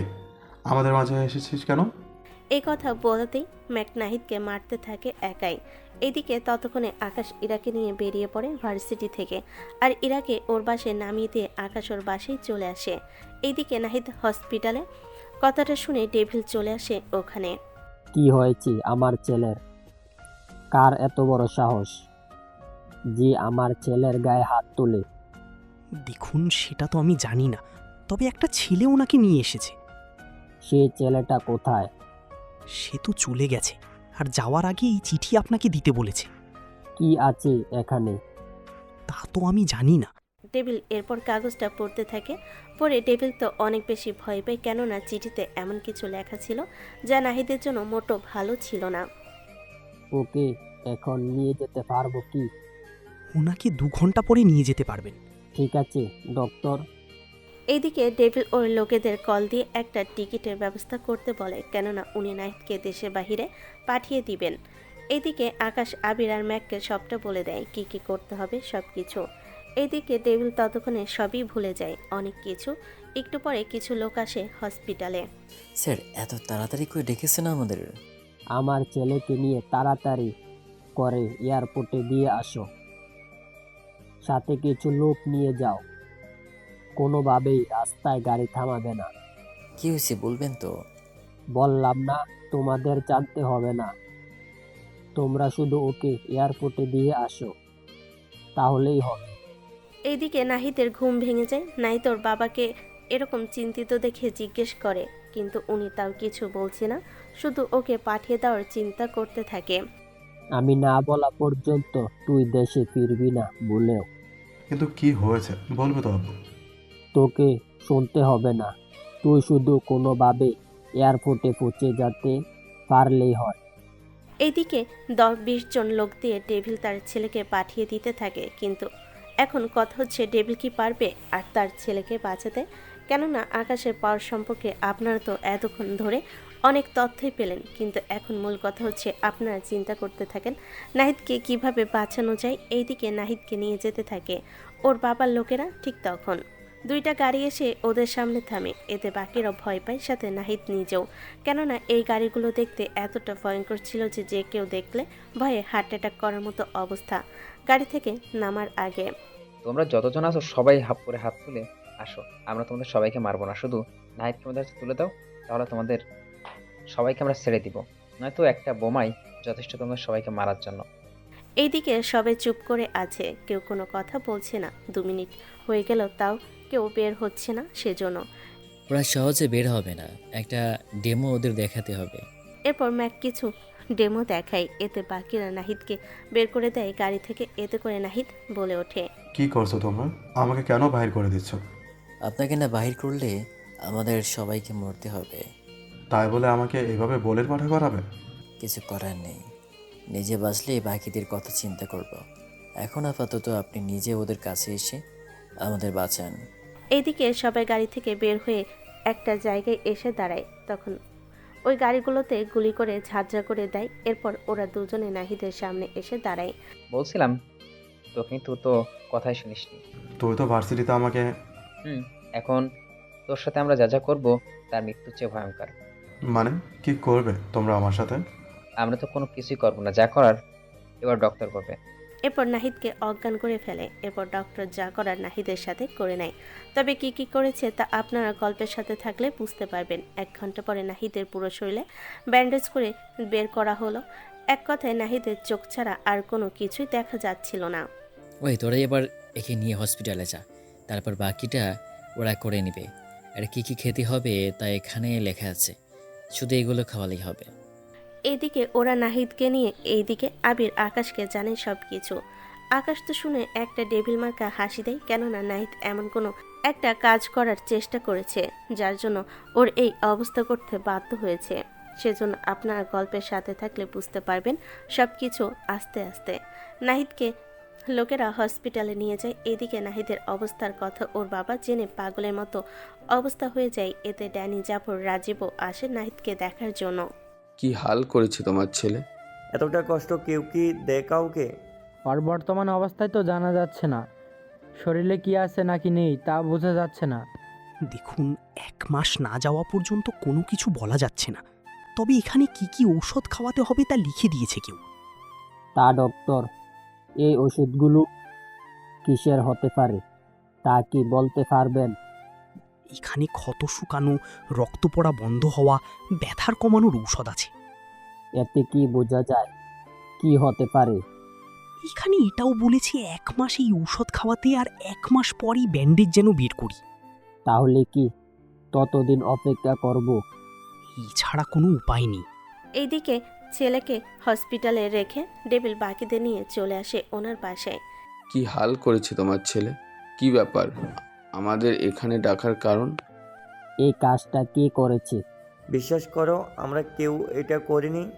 আমি তো তোমার ছেলেকে চিনি না যে এরকমটা করব। তোমাদের মধ্যে কেউ এই কাজটা করনি তা আমি জানি। তাহলে যে করেছে তাকে এভাবে জীবিত রেখে দিবে নাকি? সে যে অনেক পাওয়ারফুল ব্যক্তি। কে সেই ব্যক্তি? একে করেছে এইসব কিছু। একে কথাটা শুনে তো ভয় পাই, আবার আপনারা ঘাবড়ে যায় না, কেননা একে মানে আকাশ, যা সংক্ষিপ্তভাবে বোঝানো হয়েছে। ওনার সাথে আমি চাইলে একা লড়াই করতে পারবো না, কারণ ওনার বিরুদ্ধে কেউ যাবে না। তাহলে আপনি আমাদের কাছে এখন কি চান? আমি চাই তোমরা 3 জন আমার সাথে হাত মেলাও। এটা আমার লাভ কি? আমার যা কিছু আছে সব কিছুর ভাগ আমি তোমাদের দিব। তাহলে তো আর কোনো কথাই নেই, কিন্তু একে যদি কোনোভাবে জানতে পারে তাহলে আমাদের তো বাঁচিয়ে রাখবে না। চিন্তা করো না, উনি জানবে আমি ছেলের এরকম অবস্থায় এখন কিছু করব না। তাও বলা যায় না, উনি যতটা চালাক না জানি আমাদের মধ্যে হওয়া কথাগুলো না জেনে যায়। দেখো, আমি তো জানাবো না কিছু, উল্টো ওনার থেকে যত হাতিয়ার আছে সব হাতিয়ার আমি কিনে নেব, তারপর সব আমি তোমাদের মধ্যে দিয়ে দিব। কিন্তু আমাদের দলের লোকের কাছে এইসব জানানো যাবে না। কেন যাবে না? যদি আমরা 4 জন এক হয়ে যাই তাহলে তো উনি আমাদের কোনো ক্ষতি করতে পারবে না। তাও বলা যায় না। জাফর ঠিকই বলেছে, কেননা ওনার এখন অনেক লোক আছে যারা আমাদের সাথেই কাজ করে। ওরা জানতে পারলে তো সবাই বলে দিব। তাহলে কি তোমরা আমাকে সাহায্য করবে না? অবশ্যই করব, কিন্তু তা বাকি লোকদের মাঝে প্রকাশ করা যাবে না। ঠিক আছে, তাই হবে। 1 মাস পরেই শুরু হবে একে ধ্বংসের মিশন। ওদের কাজ তো শেষ। এইদিকে এরা প্রতিদিনই আকাশের বাড়িতে আসে, সবার সাথে কথা বলে, আকাশের অনেক সেবা করে, কিন্তু তাও আকাশকে যে পছন্দ করে তা এখনো বলছে না। সেজন্য কয়েকদিন পরে যাওয়ার পর আমার একটা জিনিস লক্ষ্য করেছো? কি জিনিস লক্ষ্য করব? ওই আপুটা এভাবে প্রতিদিন আসে, তারপর ভাইয়া এভাবে সেবা করে। আমার তো মনে হচ্ছে ভাইয়া আর ওই মেয়ের কোনো একটা চক্কর বা সম্পর্ক তো অবশ্যই আছে। আমিও ব্যাপারটা খেয়াল করেছি। আচ্ছা, আমি কথা বলে দেখব তোর ভাইয়ের সাথে, দেখি কোনো কিছু জানতে পারে কি না। সেটাই করিও। তোমার ছেলের হাবভাব তেমন একটা ভালো দেখাচ্ছে না। নিশ্চিত কোনো না কোনো কিছু তো করেছে যা আমাদের থেকে লুকাচ্ছে। তুই এবার চুপ কর, বাকিটা আমি জিজ্ঞেস করে নেব। এদিকে আকাশ ওর মা আর বোনের কথা শুনে ফেলে কোনোভাবে, সেজন্য ইরাকে কল দিয়ে জানিয়ে দেয় সেজন্য ইরা দুদিন ধরে আর আসছে না। সেজন্য ঈশা আর ওর মা তো বেশ চিন্তিত হয়ে পড়ে। কি ব্যাপার বলতো, ওই মেয়েটা আজ 2 দিন ধরে আসছে না? সেটাই তো দেখতেছি। তা ভাইয়াকে কিছু জিজ্ঞাসা করবে নাকি? না থাক, পরে রেগে গিয়ে কোনো কাণ্ড করে বসে কে জানে। সেটাও ঠিক বলেছ, এখন করা যায় তাই বলো। আপাতত চুপ থাকি, বাকিটা ও নিজেই বলবে। মা, আমার কাছে একটা বুদ্ধি আছে ভাইয়ার থেকে সত্যি কথা বের করার জন্য। কি সেটা? কেউ শুনে যাবে। তাহলে বলবে কি করে? কানে কানে বলতেছি। এরপর ঈশা ওর মাকে কানে কানে কিছু কথা বলতে থাকে। তা শুনে ঈশার মা তো অনেক খুশি হয়। তোর এই বুদ্ধিটা তো অনেক কাজে দিবে। কার বুদ্ধি তা তো দেখতে হবে তোমাকে। আমি তাহলে আকাশ আসলে ওকে জিজ্ঞেস করব। তোমার কি মাথায় আসলে কিছু নেই নাকি? আমি আবার কি করলাম? ভাইয়ার সামনে পরীক্ষা, আগে পরীক্ষা শেষ হোক তারপর জিজ্ঞাসা করে নিও। ঠিক আছে, তাই করব। এদিকে ম্যাক, আবির, আকাশ ওরা 3 জন বসে আছে। ওর আস্থা নাই। বস ডেভিল চুপ করে বসে আছে, ব্যাপারটা কেমন একটা দেখায় না? মনে হয় ভয় পেয়েছে, তাছাড়া আপনার সাথে পাঙ্গা নিতে যাবে না। তো অবশ্যই ঠিকই বলেছেন, ডেভিল এত ক্ষমতা নেই আপনার সাথে পাঙ্গা নেওয়ার, সেই জন্য চুপ করে বসে আছে।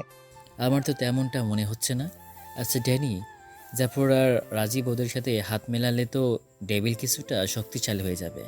সে যাই হোক, ওরা যদিও সবাই এক হয় তাও আমার কোনো ক্ষতি করতে পারবে না। তারপরে একটু সাবধানে থাকা দরকার আমাদের, কেননা ওরা 4 জন এক হলে ওদের টোটাল লোক হয়ে যাবে 200 মতো। আমাদের তো একাই আছে 100 জন। তা ওদের লোকের সংখ্যা বেশি, কিন্তু আমাদের অস্ত্র কাছে ওরা কিছুই না। আমাদের বেশিরভাগ অস্ত্র কিন্তু এখন ডেভিলের কাছে আছে। চিন্তা করো না, এর থেকে আরও উন্নত মানের অস্ত্র আছে আমাদের কাছে। চিন্তা করো না, আমি সামলে নিব। তাই যেন হয়। যদি ওরা 4 জন এক হয়ে থাকে তাহলে আমাদের আরও কিছুটা সাবধানে থাকতে হবে। তা তো হবেই।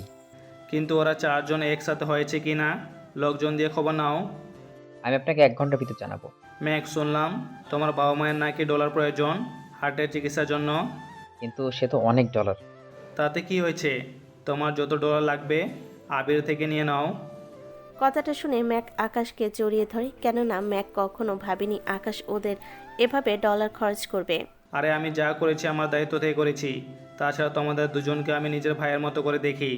সেজন্য তোমাদের যাই হোক না কেন আমি তোমাদের পাশে আছি। আপনি অনেক ভালো মনের মানুষ, চিন্তা করবেন না, দরকার হলে আপনার জন্য নিজের প্রাণ দিয়ে দিব, তা আপনার সাথে কখনো বেইমানি করব না।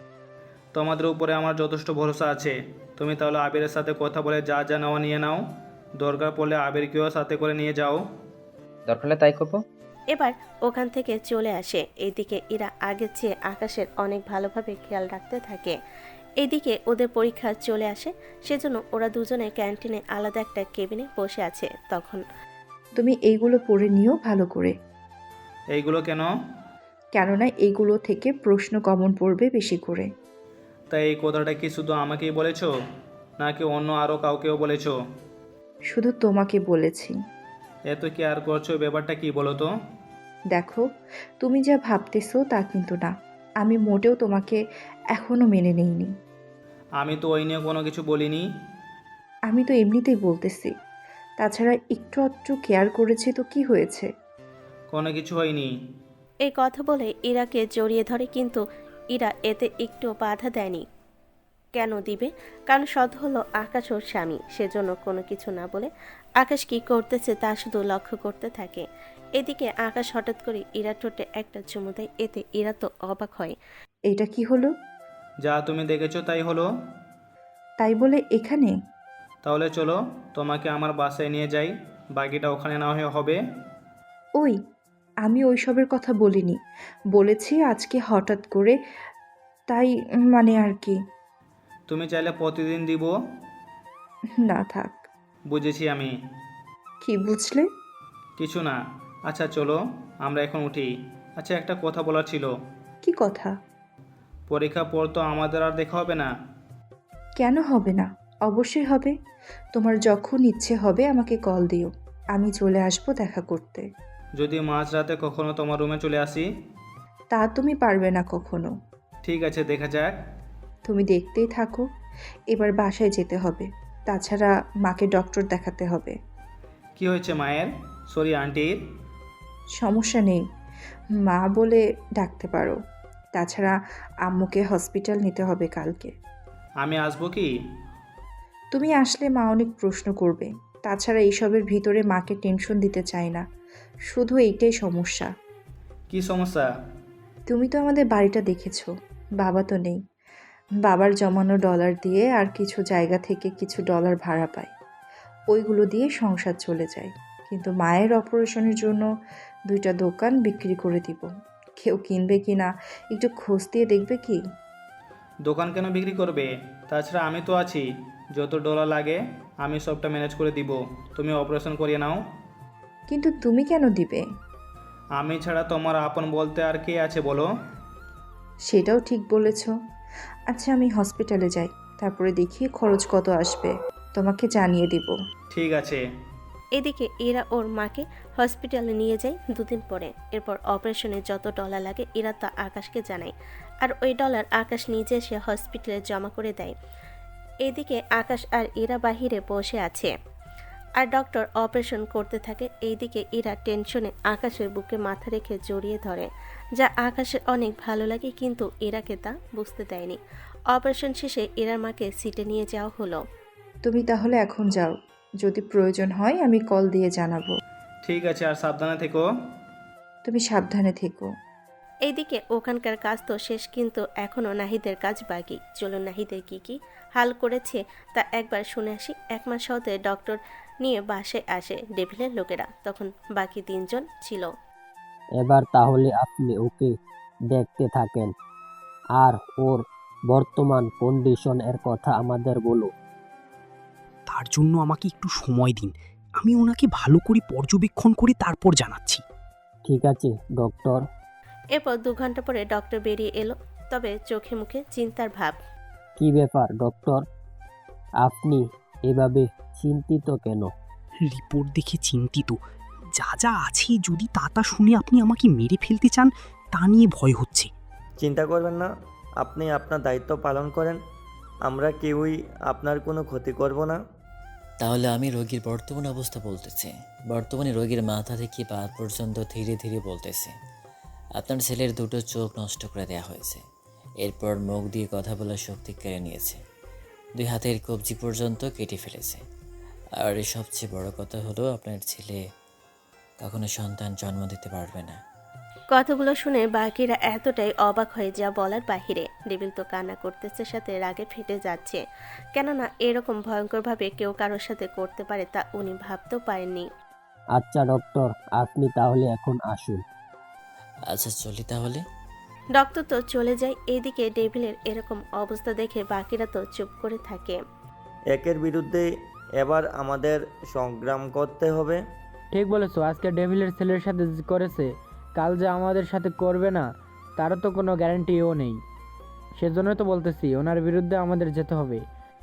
কিন্তু আমার কাছে তো অল্প কিছু হাতিয়ার আছে, সেই হাতিয়ার দিয়ে তো কোনো কিছু হবে না। আমার মাথায় একটা প্ল্যান আছে। কি সেটা? আমাদেরও বলো। রাজীব এভাবে ওর প্ল্যান বলতে থাকে। সবটা বাকিদের ভালো লেগেছে, সেজন্য ওরাও হ্যাঁ বলে। এখন আপনার ছেলে তো একটা জীবন্ত লাশে পরিণত হয়েছে, তা ওকে নিয়ে চলবেন কি করে? ওকে মেরে ফেলো। কি বলছেন? আপনার ছেলেকে মেরে ফেলবেন? বেঁচে থেকে কি আর করবে? কোনো কাজে তো আসবে না, চোখে দেখে না, কথা বলতে পারে না, হাতও নেই তার উপর। বাকিটা নাই বললাম। এরকম ভাবে বেঁচে রেখে ওকে কষ্ট দেওয়ার চেয়ে মেরে ফেলাই ভালো হবে। এই কাজটা তো আপনি করতে পারবেন না।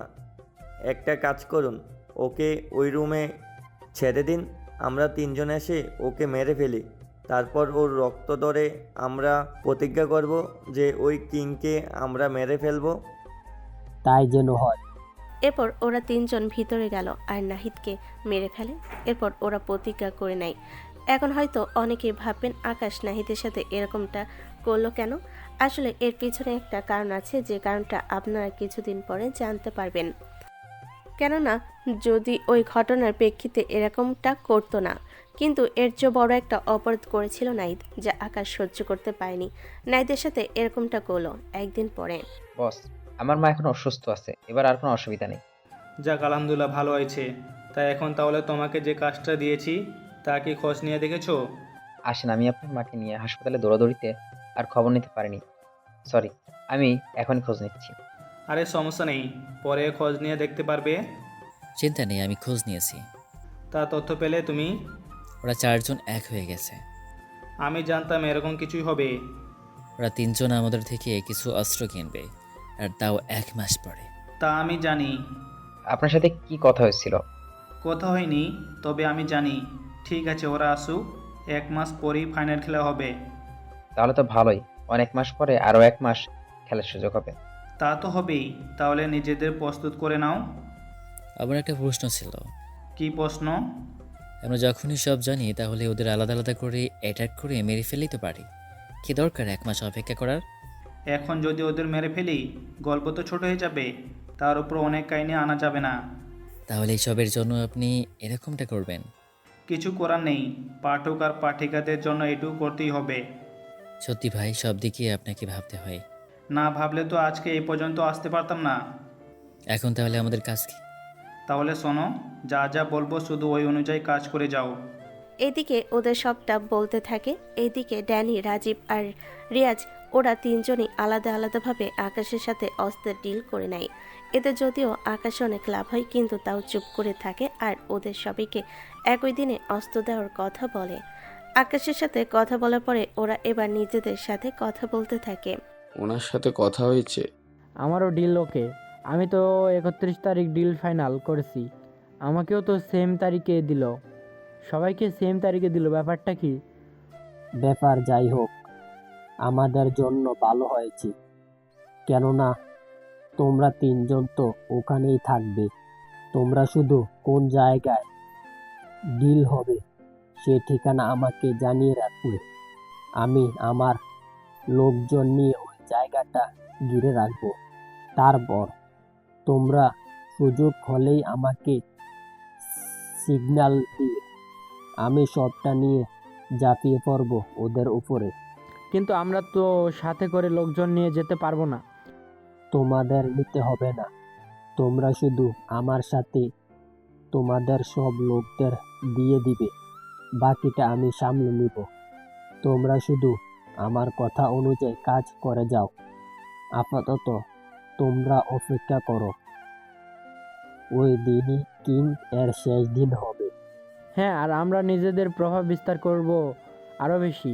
এইদিকে আপাতত ওদের 4 জনের কাহিনী অফ রেখে বাকিদের কাহিনী একটু লিখতে থাকি। এদিকে 2 দিন পরে আকাশ রাতের বেলায় ইরার বাসায় ঢুকে পড়ে, কিন্তু তা ইরা জানে না। কেননা ঢুকে আকাশ আলমারির ভিতর লুকিয়ে পড়ে। এদিকে রাতে ইরা ফ্রেশ হয়ে ড্রেস চেঞ্জ করার জন্য জামা খুলতে যাবে। এই ওয়াশরুমে চেঞ্জ করতে পারো না জামা? এখনই যাচ্ছি। এই কথা বলে ইরা তো থেমে যায়, কেননা এই কথাটা বললো কে আর কোথা থেকে বলেছে, তাই ইরা ভাবতে থাকে। কিন্তু কেউ তো বলেছে, তাই ইরা শিওর। সেজন্য ভূত বলে যেই চিৎকার করতে যাবে, আকাশ আলমারি থেকে বের হয়ে ইরার মুখটা চেপে ধরে, কিন্তু তাল সামলাতে না পেরে দুজনেই বিছানায় পড়ে যায়। এতে ইরার মুখ থেকে হাতটা সরে আকাশের ঠোঁট আর ইরার ঠোঁট এক হয়ে যায়। এতে ইরা তো লজ্জায় চোখ বন্ধ করে ফেলে। এরপর কি থেকে কি হয়ে গেল তা ওরা নিজেরাও বুঝতে পারেনি। 10 মিনিট পরে ইরা চোখ মেলে তাকিয়ে দেখে আকাশ এখনো ওইভাবেই তাকিয়ে আছে। সেজন্য আস্তে করে ওকে সরিয়ে দেয়। অনেক হয়েছে, এবার উঠো, আমি আর নিতে পারবো না। আকাশ এবার উঠে যায়, তবে ইরার দিকে তাকিয়ে চোখ বন্ধ করে নেয়। চোখ কেন বন্ধ করলে? আয়নার সামনে দাঁড়াও, তাহলে বুঝতে পারবে। এবার নিজের দিকে তাকিয়ে ইরা তো লজ্জা শেষ। এরপর তাড়াতাড়ি করে নিজের জামা পরে নেয়। তোমার কি লজ্জা নেই? একটা মেয়ের রুমে এইভাবে ঢুকে বসে পড়ছো। জামা চেঞ্জ করার জন্য তো ওয়াশরুম আছে, তুমি রুমে কেন চেঞ্জ করবে? এই যে, এই বাড়িতে আমি আর মা ছাড়া কেউ নেই। তাছাড়া এই রুমে আমি ছাড়া তো আর কেউ থাকে না, সেজন্য এত সেফটির দরকারও পড়ে না। আমার জায়গায় যদি অন্য কেউ থাকতো তাহলে তোমার আজকে কি হতো ভেবে দেখেছো তো? তাহলে এতক্ষণে তাকে মেরেই ফেলতাম। কি করে? এই দেখো, এইগুলো দিয়ে। এরপর এক এক করে আকাশকে সব কিছু দেখাতে থাকে। আকাশ তো সে সব কিছু দেখে অবাক হয়। তাহলে দেখলে তো সব কিছু। সেটা তো আগেই দেখেছি। আমি আমাকে দেখার কথা বলিনি, এইগুলো দেখার কথা বলেছি। দেখেছি। তুমি যে কতটা সাবধান থাকো তা তো দেখলাম। তুমি কেন এসেছো? তোমাকে দেখার জন্য। শুধু কি দেখবে নাকি আবার? তুমি চাইলে বাসর আজকেই সেরে নিব। তার আগে তুমি তোমার বাবা মা আর বোনকে কল দিয়ে আমার কথা ওনাদের জানাও। ঠিক আছে, 5 মিনিট অপেক্ষা করো, কথা বলে নিচ্ছি। এরপর কথা বলতে নেই, সবাই তো খুশি হয় আকাশের কথায়। আর সব কথা ইরা স্পিকারে শুনছিল। নাও, এবার আমি পুরোপুরি আমাকে তোমার হাতে তুলে দিলাম। এরপর ওদের ফুল চায়ে পাশর হয়ে যায়, কেননা এরকম মোমেন্ট সবসময় বলে কয়ে আসে না, সেজন্য মিস করা যাবে না। সকালবেলায় আমাকে কবে নিবে তোমার বাসায়? তুমি চাইলে কালকে নিয়ে যাব। আজকে নয় কেন? আজকে নিলে ওনারা ভাবে সারা তোমার সাথে ছিলাম। আচ্ছা, কাল আমি তৈরি হয়ে তোমার বাসায় চলে আসব। ঠিক আছে, আমি তাহলে যাই। আকাশ চলে আসে। পরের দিন ইরা ওর সব কিছু সাথে ইরা মাকে নিয়ে আসে। এতে আকাশের বাবা মা আর ঈশা অনেক খুশি হয়। সত্যি ভাইয়া, তুই বিয়ে করতেছিস অথচ আমাদের এতগুলো মাস ধরে জানালি না। সত্যি আকাশ, আমাদের তো অন্তত জানাতে পারতি।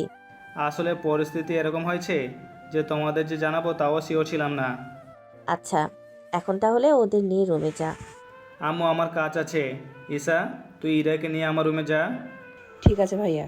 এদিকে আকাশ যেতে চাইবে, তখন ঈশা বলে, তোমাদের একটা কথা বলার ছিল। কি কথা? ভাইয়া, তোমার সাথে যে একটা ছেলে আসে আমাদের বাসায়। আবির কি কিছু বলেছে? না ভাইয়া, আসলে আমি আবিরকে বিয়ে করতে চাই, আর আমি ওকে পছন্দ করে ফেলেছি। তা আবিরও কি তোকে পছন্দ করে, বা তোরা কি একজন আরেকজনকে ভালোবাসিস? আমি তো ওকে পছন্দ করে ফেলেছি, কিন্তু আবির এখনও তা জানে না আমি যে ওকে পছন্দ করি। আচ্ছা, আমি আবিরের সাথে কথা বলবো। সত্যি ভাইয়া? হ্যাঁ সত্যি। তাছাড়া বাবা মা, আবির অনেক ভালো ছেলে। ঈশা ওকে বিয়ে করলে সুখী হবে। তাছাড়া আবিরের কোনো বাজে নেশা নেই, এবং কি সিগারেটও পর্যন্ত খায় না। তুই যখন রাজি তাহলে আমাদের আর কিছু বলার নেই।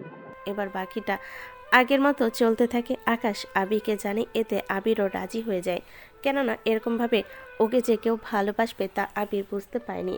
তারপর আকাশ নিজে যখন বলেছে, তখন তো আর মানা করার প্রশ্নই ওঠে না। সেজন্য 3 দিন পরে আবির আর ঈশার বিয়ে দিয়ে দেয়। এদিকে দেখতে দেখতে 31 তারিখ চলে আসে। আজকে কিন্তু সেই দিন, তোমরা প্ল্যান অনুযায়ী কাজ করে নিও। ঠিক আছে, তাই হবে। তারপর বাকি লোকেরা জায়গা মতো বসে থাকে। কিছুক্ষণ পরে তোমাদের যা যা দরকার তা তোমাদের গাড়িতে দেওয়া হয়েছে। তাহলে তো ভালোই হয়েছে। তাহলে কি আমরা এখন যেতে পারি? অবশ্যই যেতে পারো, তোমাদের জন্য একটা গিফট আছে। কি সেটা দেখি তো। এরপর একটা কলম দেওয়া হয়, আর ওই কলমটা ওদের সবার বুকের পকেটে রেখে দেয়। এইদিকে ডেভিল সুযোগ করে ভিতরে চলে আসে। আসলে আকাশ আবির ম্যাক ছাড়া আর কেউ ছিল না। বাকিদের আকাশ আগেই লুকিয়ে থাকতে বলেছিল। ডেভিল আসাতে ওরা অবাক না হলেও অবাক হওয়ার নাটক করে। কি ব্যাপার তুই? আমি একটা কথা জানা ছিল। কি দোষ ছিল আমার ছেলে যে ওকে এরকম একটা ভয়ানক শাস্তি দিলে? আজকে আমার সাথে দেখো 70 জন লোক আছে। এরা আজকে তোমাদের 3 জনকে এখানে মেরে রেখে দিবে। আচ্ছা বলতেছি কেন ওকে মেরেছি। আচ্ছা, ওদের যখন কলম দিলাম তোমাকেও একটা দেই, তারপর বলতেছি কেন ওকে এরকম করেছি। এরপর ডেভিলের বুকে একটা কলম রেখে দেয়, তারপর বলে, তোমার ছেলেকে আমি মারতাম না, কিন্তু ও আমার বউয়ের সাথে খারাপ কিছু করতে চেয়েছিল, সেজন্য আমি ওকে এরকম শাস্তি দিলাম। এরপর সবটা বলতে থাকে। সবটা শোনার পরে এখন তোমাদের কে বাঁচাবে? তোদের বুকে যে কলমটা আছে ওই কলমটাই বাঁচাবে। মানে ঠিক বুঝলাম না। তোদের বুকে যে কলম আছে ওই কলমের মধ্যে একটু RDX আছে, যেটা রিমোট আমার হাতে, শুধু চাপ দিব আর তোদের 4 জনের বুকের মধ্যে একটা বড় ফুটো হবে, আর মারা যেতে 3 সেকেন্ড লাগবে। আর ভুলেও কলমে হাত দিবি না, কেননা এটা ধরা মাত্রই ফেটে যাবে। আর তোরা যে সবাই একসাথে এরকম করবি তা আমি জানি, সেজন্য আগে থেকে এরকম করে রেখেছি। এরপর ওরা অনেক আকুতি মিনতি করে, কিন্তু কোনো লাভ হয়নি। আকাশ, আবির আর ম্যাক রুম থেকে বের হয়ে যায়, আর রিমোটে চাপ দিতে ওরা 4 জন ওখানেই মারা যায়, আর বাকিদের আকাশের লোকেরা ওপর থেকে গুলি করে মেরে ফেলে। সত্যি ভাই, আপনি একজন কিং। শুধু কিং বললে ভুল হবে, সব মাফিয়াদের বড় গ্যাংস্টার।